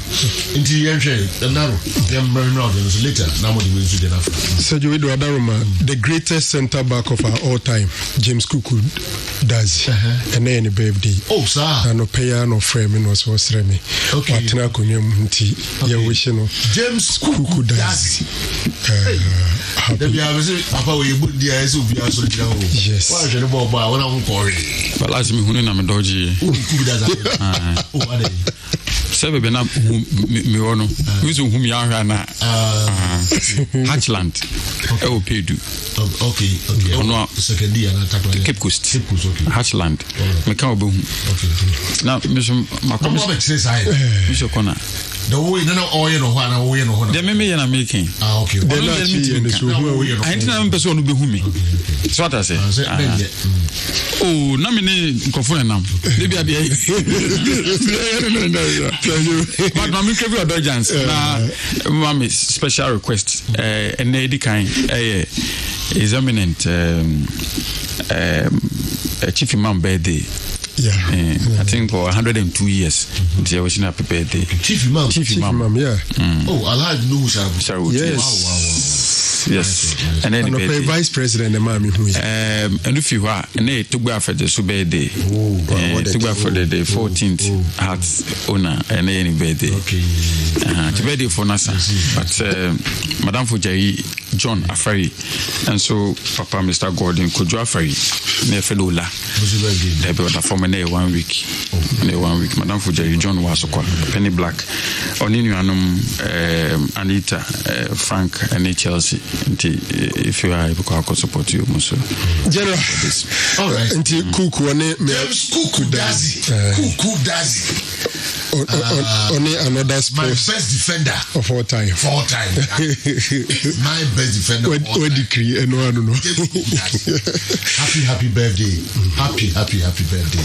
And only me, I'm also another football enthusiast, former sports coordinator, Andrews Asafweji, and then so you're fans of birthday, 65 years, and when you're Nafi, comfort to Puku Afrani, you're very cute beauty salon, Fanti New Town. So, Mammy Shansom, Obi say a bobo na refugee penalty no boni yeshe. Near pong boni we no mukoshe no muse bon nenye penalty and a referee ne je ya yetimi na football de ye pon na ya pon.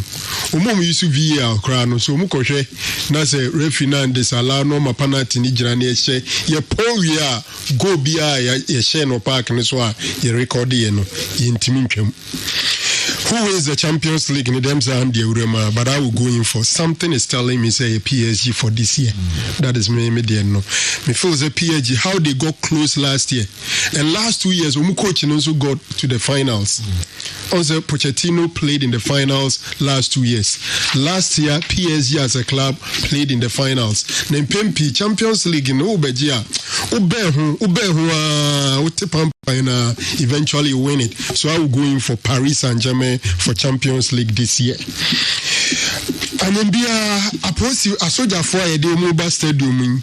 A soldier for some near can you young for brutalities, Emma. Sergio, me shake Ghana bakosemu kakra games aya boa basabasa yo si wo stadium crofo prepare na ejapade aseno me share dem hu bia na soldier for na in charge. Okay. Major incidents. Say May knife, say way, a number of them. Yeah, na soldiers new. Now I'm tempted to feel that when we decide, say Bema soldier for Swaba, me assure them penny for no Mubekasa. No much room would you made dear Mobabedi. Intermediate Niedru Nano Mekai said desperate situations calls for desperate measures. We are in desperate times. Because Crofwa from Rana Chomonsem Ache. A posi for to mention intimidity say don't be boa a idea be boa pa the no press or call centers brutalities need fatalities and they be who to make a be who call 8 miko trim we there be who be kwa koka but at the end of the day do na be nyom fa hudi so centers we bring so no especially among bo home who the suda for comumpe na adwime no mutim omumpe no mpesu da ye me ball ho ba ne ball asundwe mu bi enya no fa hodi enko no omumpe David omumpe ora ora yenko say example do ha Sergio obi su bisaye say so far league ya boy when na best coach. We've done some 20 games with 14 games to go. Ubisami, I will go for Vladislav Veric of Dreams FC. My Dreams FC coaching for me has been the best coach in our league now. Obabe Far League, no? Refuse our question. My coach is Anoka. Of a great Olympics. Yes, Anoka best coach. Yeah. Okay. For me, may compare. Anoka Dreams coach, you know. Okay. It's a Dreams coach, you know. Oba Dreams are starting here, but they know about the page Dreams Eduma Babe to I think 6th position or more 5 points adrift from the top into only Anoka and I am contenders, but I'll go in for Vladislav. So the next question was Anyambia player be a free Man U call Liverpool straight up. And answer from Liverpool to Man U straight and in fact before the Premier League era, Premier League era now from 92 Ebano Ebinsiye. But before 92, about 9 times in the year.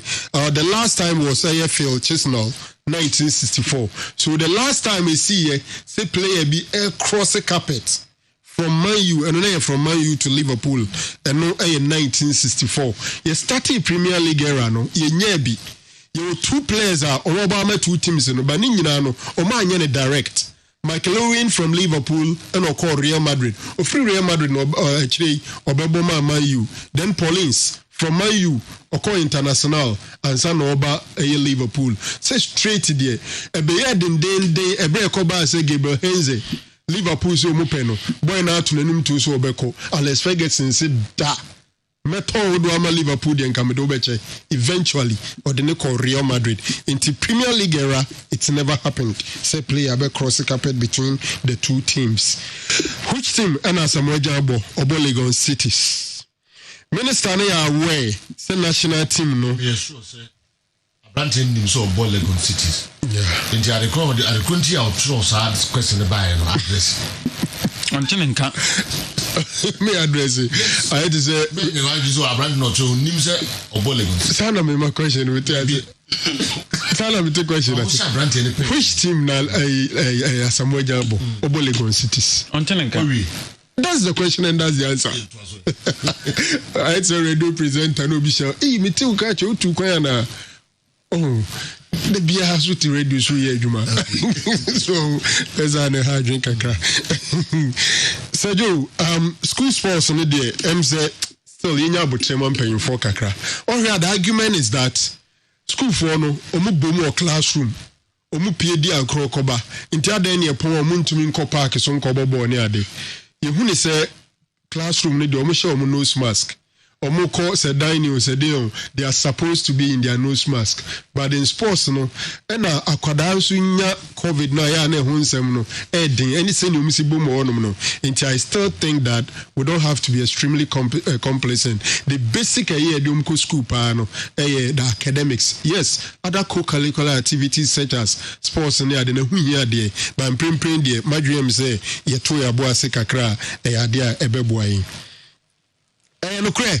so racket to kreku oje 12,000 Ghana cedis a month and ne creditor oje telephone calls 1,000 ani no cre na ode toto clubs no say no mutu omu players no ne omu coaches in kano ehonsam say omu aketu and free different sources clubs are responsible for paying their personnel, their players and their officials and their coaches and every penny so GF Nisika but my dream saying for no marry baby is on the higher side especially the allowances are when you I also agree that it's slightly on the higher side. Obisi broha a work protocol management any board nintemno take the shine away from the playing body no ana first of all is there so much broha I work protocol management and on board nintemana adia minim ni say if be media space then pempi eno na ya na you use the high pay players no say be a radio so ye ba betra ye be di 2 hours a media space na time no do say in dey ka kotoko players no nsem so be no website all true stories no do say no travel players near dey sekoba say in some management board near dey ntem bibria enkrofo ho dey ankomo dey betro dey afa players no near dey no ya no mo dey sa ho dey no e control the fa and I dey kafa management in sense me wum into yes when there is brouhaha between board of directors and management, indeed, it may take some shine away from the key actors of the game, the players. You know. In the case of Kotoko, yes, I think there are some managerial and board issues, but I don't think, say, board Nankasa, you hear from them, and as I tell them, Kasa, Bibri, Honum. Meaning, say, did you de Yabekwa Bansana Yabesha? Okay. And I say this why I'm fan to us straight there. The name say Kufia can some new job.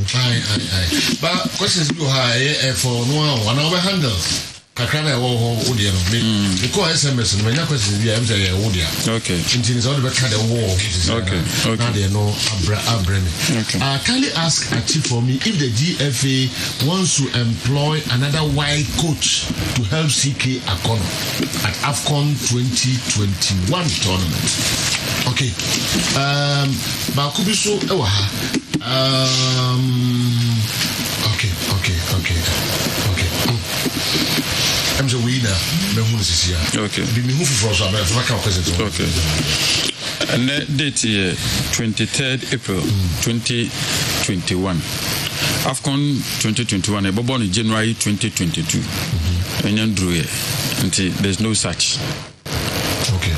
But what I mentioned is AFCON 2021 AFCON. Even though the official title in 2021 AFCON, but they were born in January 2022.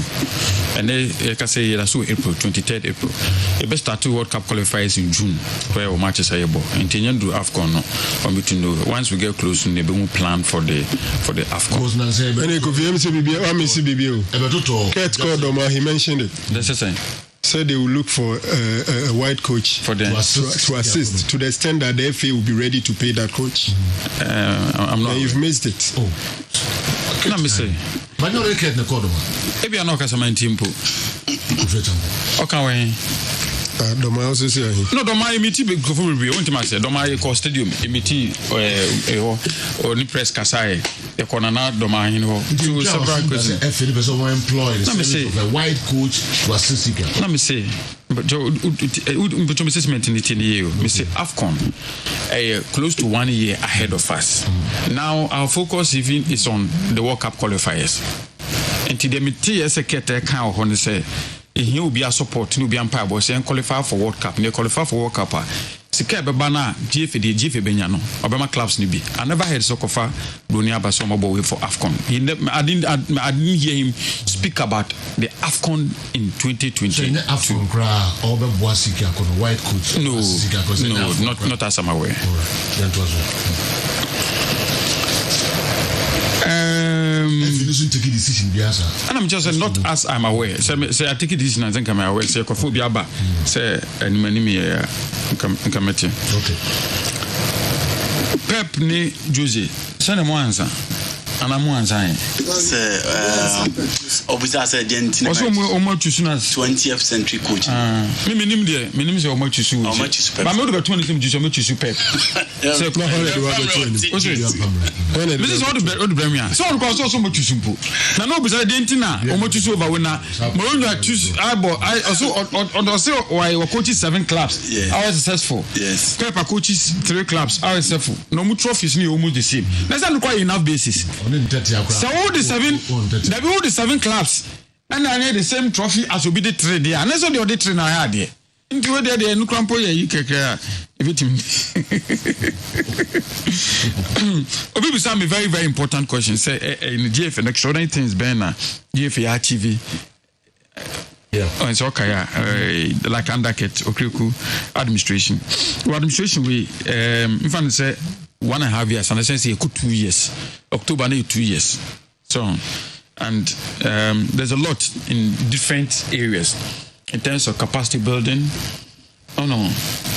In terms of improvement in the competition areas of the game, in terms of even trophy ankasa, in all areas, I think they make enough progress. In 4 years, in the near achieve a lot.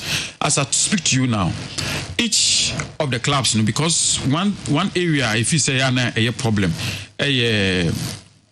registration in normal. Joe, Division 1 club crowd, this will be fab cars and Besnuko Accra, Cotton to go through it. They didn't know we took a decision. Say, in a normal in your FIFA, we have to apply for this. And to apply it, say, each club, Premier League club via Division 1 League club via Women's Premier League club via any IOF via your office equipment or beyond set up in the office. I'll be to me, I hear no more so in our office. Going forward, some fast away, but for now, we are registration. You don't need to go to Accra. No Joe card. Mr. Ravjan Mamomuti Sunyani should be able to print your card for you. But what I said to try and decentralize the administration of football. It's so important. They've supplied all those things to the Premier League clubs, Women's League club, RFN. Division 1 for them, I feel no matter say, computers with internet facilities, to try medicine capacity building. We've organized a normal to try and build the capacity, which is very, very important for safety and security. What a coach, make us coaching, even club administrators, you need to build capacity. Any refereeing. and it first to achieve even the referee to try and have some sort of equity, or either to know the thing was so centralized. Say this group of people, Oman go to normal, Oman selection, Oman training, Oman appointment committee. Into so because you come back. We've tried say per the FIFA provisions, and national team, paper to govern our national teams. Your national teams review. You have paper to govern our national teams in terms of and yeah, if you have a tournament, no more could it if you need to run some here. You want my and training and bobo in the man do no. Oba you adhere to it. What sign? This I want to ask ya now. I found now. Ghana form bobo no doors. And that is senior sanity or the management of national team. And Chair Yananui under 20 cry.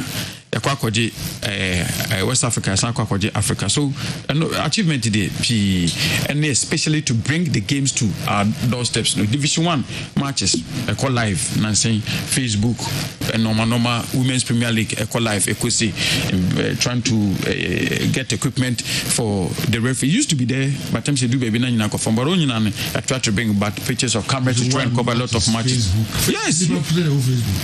Oh, Facebook. You but say at least you are giving it to Omo. But you can credit it. To be honest with you. Sponsors remember Division 1. No. Oh, but we are open to that. We are right. We are open to that. No. We are open to that. Who's the first crown? You know. Papa question to TV the same. So GNTV and ABBSA. First, they were sponsoring it. No, you. So it's something. Yeah, it's something. Baby. Metro. I think I'm not Olympics or Division 1. It's something very, very positive. You are open to that. But when you are what do? You should try and find means of giving it to some people at a certain level. And it'll be to me a program. Also, my call for TV, my call for radio, but I'm also Facebook. And people, that's what was one on motion. But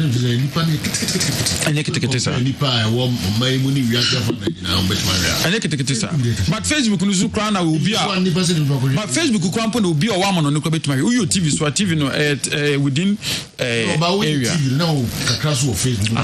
And I'm just saying, once you haven't gotten the opportunity to do it on TV, what do? You have to find means of giving it to the people. And because social media, like to say Facebook, you have to do that. Injured player, I think said are resolved. Military person say brutalities and fatalities. I think yes, we are not being fair. The military, they are not taking over the security of games. They are only supporting the police.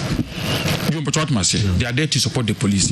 In areas that police in focus are called Abia, inner ways here. Military will be there in terms of to try and maintain law and order. Yes, you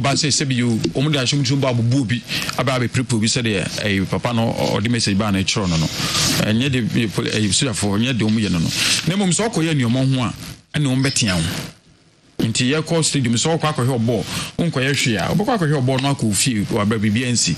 Tian conquer your mom function. You say I am men Yankwaha, Menko, because you say no, Emra that ball na yabusi see no 25% no.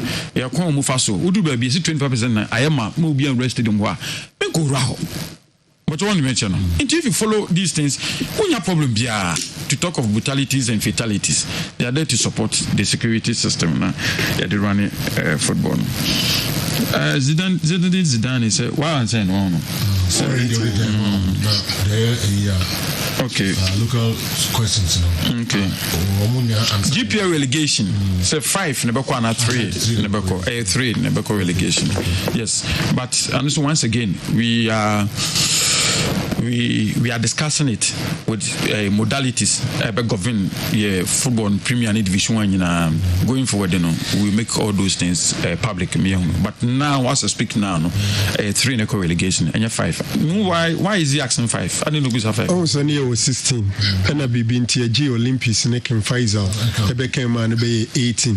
So people are suspecting say Ebia Yebuina Yebi sa when you get it back to 16. When we admitted King Faisal and Olympics as our Congress, the following Congress what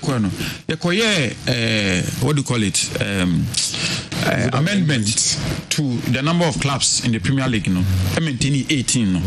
But what must say? 18 club league in the 18 club league in the say. In tier 3 in the relegation. To England 20. I think I know Busa my name is Wariodia, Kausa and San Wimame. And you for the local Champions League, you for the local Confederation Cup, and no be winning a local confederation, and I say, the local confederation, what much it in the crowd. Oh, Champions League, no. Yeah, Ghana, the Bepman, Intimina, the points required near team 2 Africa, no. Because the clubs no qua, Yana, Modibono and Kosoro, Moniboni was a Intimina points near Inya, say between the 2 representatives are called Champions League in the CAF Confederations Cup. Tier 1. The winner of the league, this one Okasonko, now pass the chance to do the second. Okasonko now pass the chance to do the third. See, complete league now. Sana that's one. And then for the Confederations Cup, no, you know, will be winning a cup, no, which is the FA Cup, Cup Winners' Cup. So this is the FA Cup, no, Onabeko. But FA Cup, no, Tama, you stop football in Nano. You stop football in Nano. About my chance to start part of the football. Premier League, one starting and now look say I think Mama Kwame be starting all other football. Regional football you never started to say 28, which is Wednesday, you be launch the juvenile football. We are juvenile football be started I think the 8th of May, 7th, 8th, 9th of May, juvenile football be started. Then latter part of May, no, Division 2, Division 3 so be started, regional football be started. I'm sure so getting to that part, no, maybe we will start the FA Cup because the minimum say between ourselves, we kind of GFA and MTN negotiate even with the enhanced offer in terms of MTN almost sponsorship of the FA Cup. No? I'm pretty sure say we may start it maybe latter part. And to me, moment man start here, there will be the opportunity in terms of how to determine the qualifier. But there will be winning league in the Champions League. Okay. Nana Sebe, Ephraim is who's my phone. So far phone. Who's my phone? I mean, so far phone. Santini Child, because when them feared your watching. 80 years. Now, is it why this when your phone offend by it? Osmi Musa. Possibly some. Say, well, and answer private. I don't know so. That's what Williams is. Oh, that be nice. Also, throw phones. So, want to say, also, most Samsung call. Also, throw phones. So, do you be a private conversation? Also, what I say. Because I'm damn picky call. Send me a program. I'm just what I don't go for doing come private. No, that but then business a private and I. What do you mean? Another Johnny did that here. Idiot, so could did that here. Also, I feel penny be including what I call outside. I call commission matches. And I say, Mokoshe matches so Africa. And what with a minute they can say, Kosiada. Okoshe Nimbani, a club from South Africa. Oh, Nimbani Orlando Pirates. More match on Mobonu Quada and Anaju. It is a level, this standard now. I feel penny for to the Mokoshe Noir. Musa Ghana, in Muhu Babia clubs. The Aquania Tito, I am where I'm saying where I feel. Someone clubs are, Movias or Ghana. Africa is a young couple. Now, Musu Vice African football city levels in the city. And I'm where I'm saying where I feel. And you're good thing, and you're good feeling, to be honest with you. When I see to say you back consistently on mobile Africa, so every year so many Champions League or more Confederations Cup. As I speak to you now, Enra Yawadambwa, they say in Babo Wednesday, they were flying to Libya. They had problems with the Omo flight. And in about Tiana Mekaso, football administration, Joe, attention to detail, no man can think it be. But yeah, I say no, Omatu no managu. People are moving some consult, they won't consult. And in by some do no bomb at Wednesday. Omo flight went to me. What did they do? They rode to CAF ahead. Sent to me man to Omo pa CAF just Omo and reschedule game. So the game was moved from Wednesday to Thursday. And in back could do Enra matching. And on board in Wanajo. I think 9 o'clock or something. Abekomi na koye match commissioner. Okay. Yeah, Abekomi 11 won the CEO. Yes, on koye match commissioner. So I was constantly in touch with him. Now, I mean, Niba lost, but I think they still have chance to qualify. Too many Orlando Pirates in Ebo Wednesday. Final group match. No? they may qualify even to quarterfinals. And if I see that now compared to how to focus to Asante Kotoko, na that so be here. And yes, Africa be. Every year we enlist clubs to go to Africa. But if you don't manage affairs year, to I think this year, let me be honest with you, from how Kotoko had chance to enter into the money zone, but they blew it. They blew it. Which purely made decouple that one from Omombo Park and so purely administrative. Oh how? Oh, administrative. Almost strengthen the rule. Administrative players need strengthen the rule. Sir. Yeah. And administrative. Sir. Okay. There are clubs. I will bought if anything. Competition will be a. We arrange match, mom show, and there'll be a minute to come back to compete my show. And yet, even though you need quality, so the bako, but the truth be how you plan and execute your progression in the tournament, and so I did to it. You call it your teams. Your teams. Me say your teams. Ebi won who be no one day one. Ubi say am so we obechu we omechano flat. But we won between nabo. Dika Kotoko anya dey say go nura. Na one solitas no one mo working on mutimbo group stage. Well, the fisher now be she animal. Because over here against North Africa for unyeshi or munkwade of free. Me say group stage. Omunye better sin. Me jitu. But one on ini share. You go be a Kotoko e dey pair West Africa country team over Nebebo. But in recent times, have they performed against the North Africans? No. Yeah, but the performance thing and so okay until the off and say. No, I accept the opposite can say anytime you compare you know when draw against not just away from not Wakoda. Now is how who now buy. Now buy. No competition. If you want to go there, you should be prepared to meet the best. You should be prepared to meet the quality. And I'm saying say preparation and yeah only with the players on field. Other aspect of managing the game is so important. What is that saying? Mebusa yano, we say any team no kwa from different and it means as a players in quality now for Manko Blue. Na managerial that they can. Even how you plan your trips are enough to take pressure off the team. Now, omunya concentration because to begin with, maybe a quality nuclear power the carbonini ho, but we so unnecessary pressure. Yana impesible could details into about better players and so. Then ombe no performing.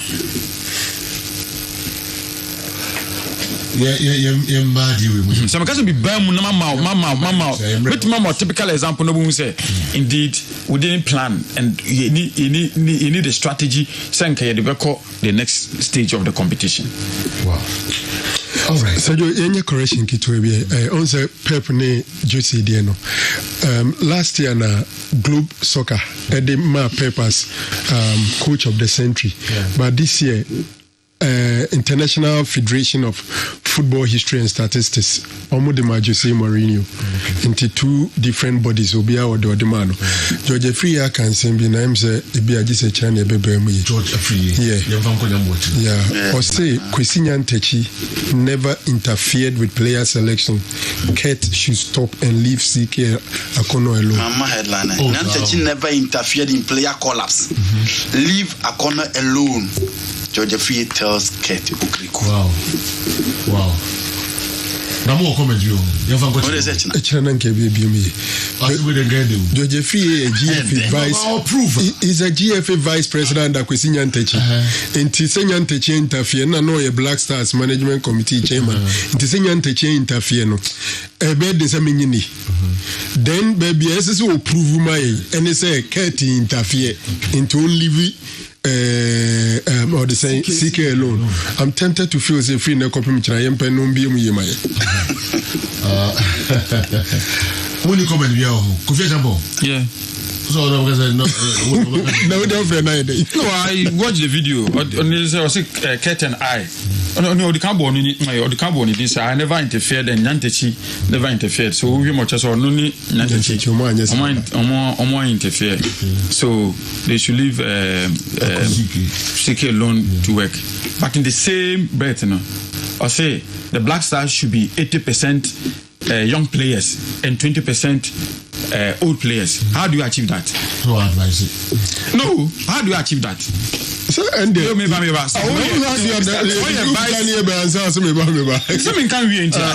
vice president of the FA and now the Black Stars Management Committee chairman. Now see any your policy.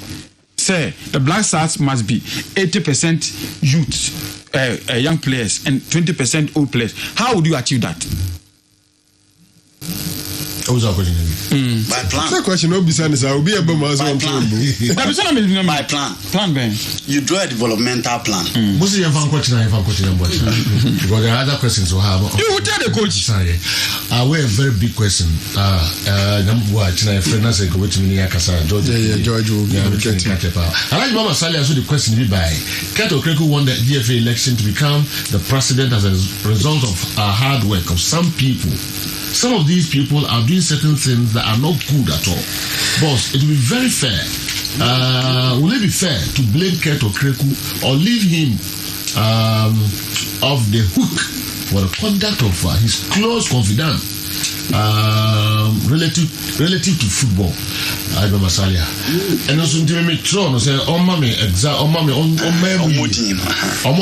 feel so be a cat in Namfua, yem yoma enye, abia untiminka. Now, be we are not getting me, and as I was in India. Mr. Komi is one. Say let me want to say guys mo be am for supporters master dem said you boom am I want in any party. No, but that's a bit unfair. Do you know why? Mr. Komi is an individual and it's not the only club or sir. So it's even we required even to shift the blame say Mr. Komi and yes sir. How the CEO of the club. But not only club I there enye. Na yes say ma obi am for supporters in master stadium. You are the CEO of the club. Ya bomb match or park so. Park ya ye mabusu ama supported na at walls. I am mabusu na customer. Ni ba ko e ba ya mabusu. E mabusu na nkro football. O mo to so mo fo mo skeli wono. What was that park is ba? Makoda. Oko it is not that. O fu. Only you be a scout. That's I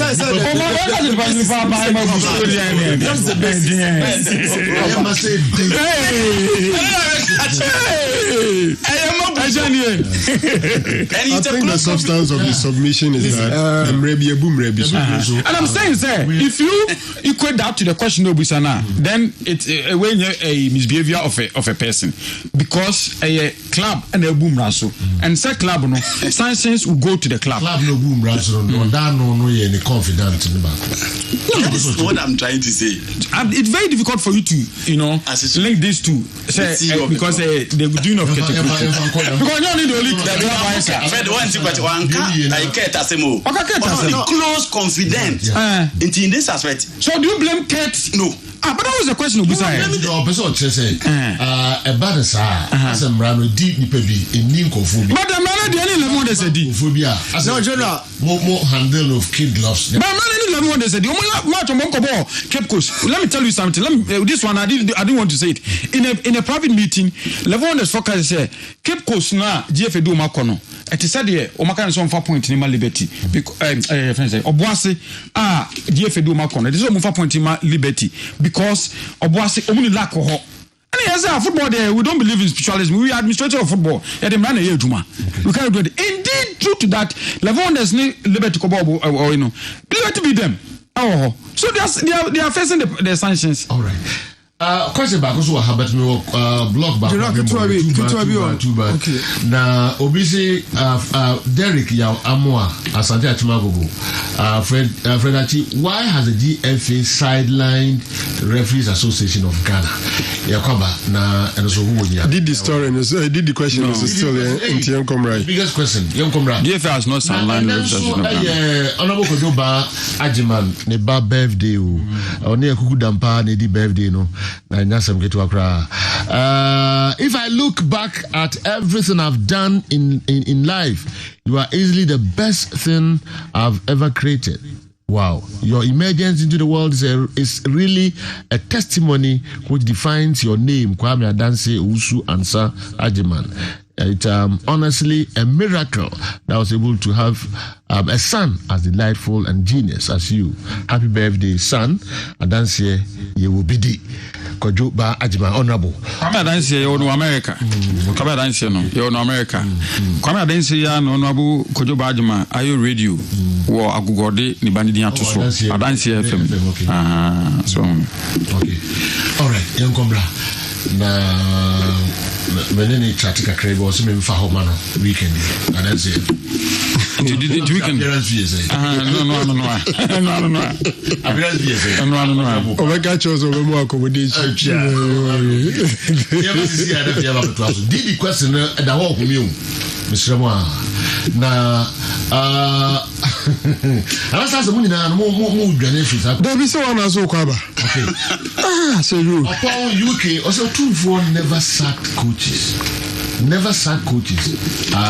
direct from his office but Abramovich sometimes that's that there's a big difference between the two but didn't can say the same or same for suggest say yenya ne sa ne adwen hu say also hini as a no but did dynamics na me pen no beside the ownership structure of Kotoko as compared to Chelsea who was trying to equate it na me say me person me nya the text no into your point is not far from right from the point any no all right okay but the person trying say maybe actually still you're not disappointed or hini Jibaya or hini na mfanti no running at here I don't know also Abramovich is not running it but he's so close and he takes decisions some decisions hold up na mo no nti ase ho ye ba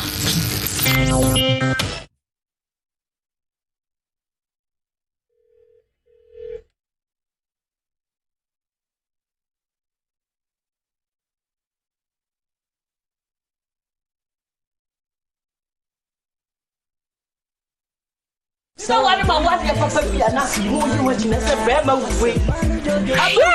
this is my secret. Give us P capsules. Emma want to come from now on to me to my din one pem. Give us P capsules. Over do as mama. Oh no, enemy lawyer. And you lawyer no na show bottom. Are you bro? Then upon permission ba bet ya mo as a niji. No. You didn't feel I can't the friend give us cold capsules. Say yes, is ya red the wall swap. Cold did do nip them when in our posa a mamma and me my wunja wouldn't give us cold capsules. Obey your free lawyer. Give us cold capsules. And I give us P capsules. Hey, and I give us free. Capsules. Remember what if you do what you do never. Give us core capsules. A painful a batter one more menu for one kwada when if you do me nunca. When there's nowhere to go, relax. But if you have to step out for work or play, go for the ultimate. Get your office suits and blazers, dapper, formal and bridal wear, elegant. Go for the ultimate. Dressing to do business on a weekday or party on the weekend? Shop at the ultimate. Wholesalers and retailers of classy fashion for ladies and gentlemen. Shoes, suits, dresses, shirts, and beautiful accessories, formal or casual, look good. Get your swag at better prices. Shop at the Ultimate, Prempeh the 2nd Street, next to Barclays Bank, Edum Kumasi. Telephone 0244-234-432. That's 0244-234-432. Sadia Feo Fair. Your swag with the Ultimate. If I shop, I'm sure you're bad. Brade, and not to give. What time about Michelle see about Queen Wayne say? Bra, said your time about Mister, it's your Jimmy me fearful, and Yadia about ever so. Really, I do this offending now. Bra, and me cousin me the time about Mr. Huadancia, Riasinina Ebertiminka, 87 malaria, where drawn it time about Mister. And you know, dear, no more to want to meet any deal. What drawn it time about Mister?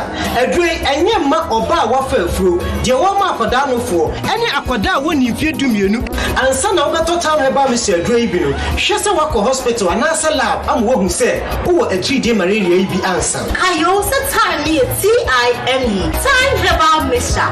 I feel malaria fever be an ziva a woman, FDA Asha Dready in Kwatui mo aji atumo se a ye.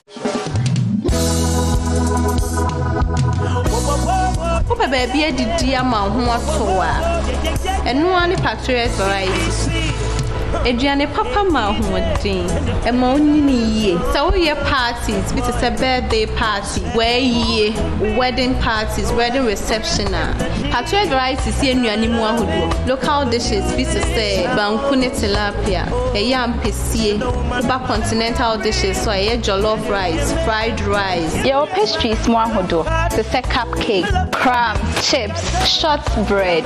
Factories varieties train one yama baby cake decoration. I phone sorry them and in a reception is flowers will be guitar and flower girls baskets, hat making, gele making. You won't allow near man. I would do our mojo station for now. Your new creme for sorry that we like this, step in so clean so.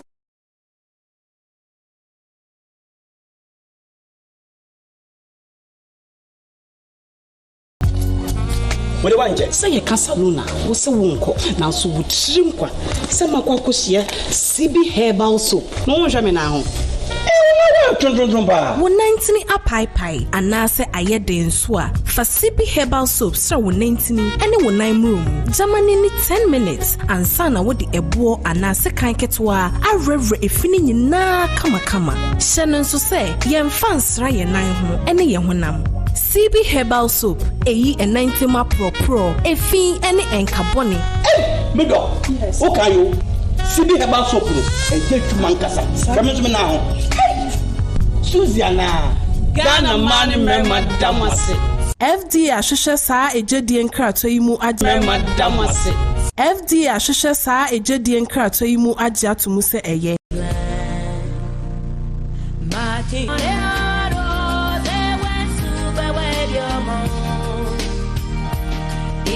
From provisions for healthcare to computer lab, hostels, library.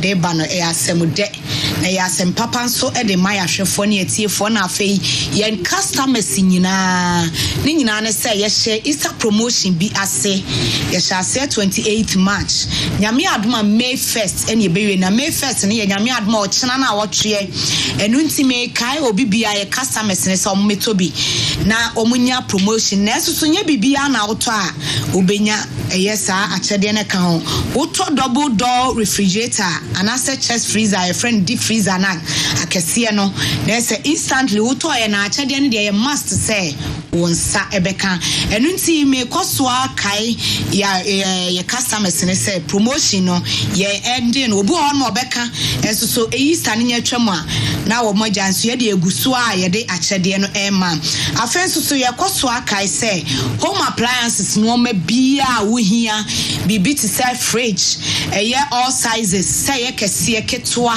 de upe bia wonsa ebeka bi double door fridges ne ade ni nyina wonsa beka bi honum ana afenso so television sets brand bia wo hia bia no wonsa beka bi fridges na so brand bia say wo hia Tony Sack brand wonsa beka bi Tony Sack Electronics Samsung na property brand and so wonsa beka bi apart from Tony Sack brand and a property brand no brand bia ye fridge and also say TV bia upe bi wo Tony Sack Electronics wonsa ebeka bi na eneme pese de me pese me kana me hyemu kna pa no property AC ba ye ncheye na me pese me kanfo nam di ho adanse de kire wo mo pe bi ato ni titru ye sole agents no na afa obi a adwumaku a mo pe bi de akom office no property AC ne types be to say 1.5 horsepower on sabe can be our honum and our face to 2.0 horsepower so e bi wo ho 2.5 horsepower property AC e bi wo honum wadaro ma se wo pe AC a eye papa na ensuo beto abona na chi no enwe na achen me kire golden fans with anti-corrosive technology just ensuo bona nya de a eberi na achen wo be use ebebo abonte wo be use amesu abono 100 years de etia na tie umpe we medofo pa edi ebi na ope adwumako na afi ankra mo asimufi a mo pe AC papa no anasa mo pe air condition papa no madaroma eye Tony Sack Electronics na American for the amamo se mo fa mo ni nkire ho na mo meto air condition papa afen so 410A gas enso so wonsa beka bi e wo ye property AC na nkasa no ne fuel consumption no e wo fom kra enye dede afen so chese wo yiso a eye papa na nkebu ho ma de bu ho no ma ya na nka eye papa na so na ne boarding we so de eye papa no ne bo ne da fom enye dede entimedofo pa wutie me to ade papa preko na wo ho nto enu nti ne ese Tony Sack Electronics no age so say to papa preko wo to ade pa eye chance obeto ne na china what is car sanso akoto ade foforo basa emwa afen so yakoso akai yeso agents no so say tabletop fridges a condenser ebo akire no so ebi da so ho no ma ye to nsa afre so agents na say yen distributors ne say omumra metobi enko omaso ho no mo nton ne bebo omo ubewu Tony Sack Electronics ewo edum SD Karam building nemu edum SD Karam building nemu anase ye ben Wesley Methodist sorry dino me pacho bomade ne frɛ na woni antwetwe nkomo 0204 2924 24 0204 2924 24 and 0244 119236 0244 119236 afa yeso agent no wudru atebubua misraw de obepe wa Tony Sack Electronics wadum ha no wodi wani kire abrochire marketer ubenya ye no mani bi wo se de obeto no ye nsem pepepe ho na osae bi na abenya ho afenso mampon misrofo ni kire Reliance Enterprise ena Gavi Enterprise so e water for mile 3 wo CPG bank dano echi ho no pepepe enu ntime dofo pa wotie me se wo pe TV papa wo pe fridge papa wo pe air condition papa washing machine papa gas cookers papa anasa blenders ne iron kettle bibia home appliances no ma bia ye papa na ne boda form obu on ma fridge no Ubehun se wo na e freezy pa e check current but ya de ne de Tony Sack Electronics ye fridge is a ton ho nyina no say ye property fridge and answer Tony Sack fridge and answer say brand bi aka bia no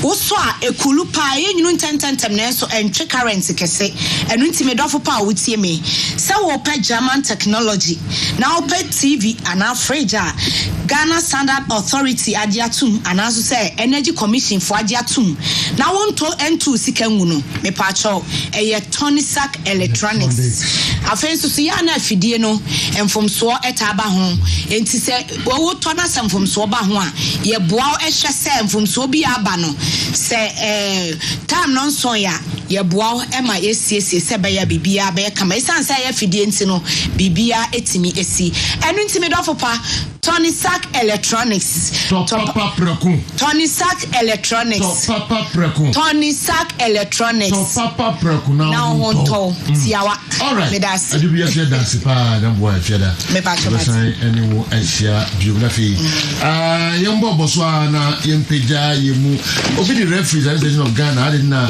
efe no asala ni omo Derek amo na di we every asante achim abu eba kofitro enso di we every elubo what are the steps the referee association can use to get back to their old system of disbursement of fees, punishment and schedules, since the present day referee association is strategically crippled to make them suffer? Is it not right for beating referees to have received insurance alongside medical bills? It's so bad a situation. Kofitu Elubu, that's anyway by Prof Darling of Ashgold. Okay, yeah. If you are born one year to the Syrian and if you don't know, actually, almost 2 yeah, Bunnet to the say, Ghana football. And I mean, a lot of referees somewhere, and so I can't the same thing. Yeah, Nana Kwame in Ketia, Recum Chelsea, on the frame CCA, MZUM. Now the question is, I then I'm sure no group with tears are then group for questions be bring bit me yano. Name of Miss me question bisa chima me say me plan is a mini liberty me concrete. I didn't know me because sugar cope. Okay. Oh mama me quiet tinting. No, because simple me brad and I'm because Liberty almost stadium no almost license they could not maintain the and then Liberty and so much venue from Omdema GFA and must be venue GFA Ajatum Dada na Liberty ni choose omope so go kope and your punishment and do mkoe name mum na punishment mum na choose one ntina na etieno obianse was silent referees why no they are not aligned in fact we heard GFA statute now no we heard GFA statute now rag a member of the GFA the Congress everything they are part of it we actually minya brim rem na some we can do I want to wait it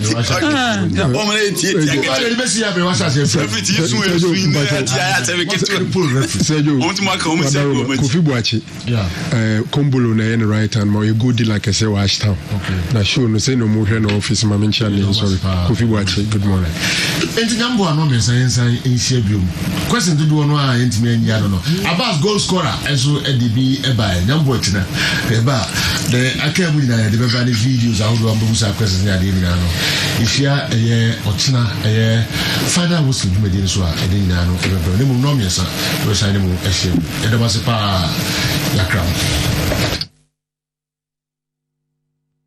Ale wawa Nana Kwame Ale wawa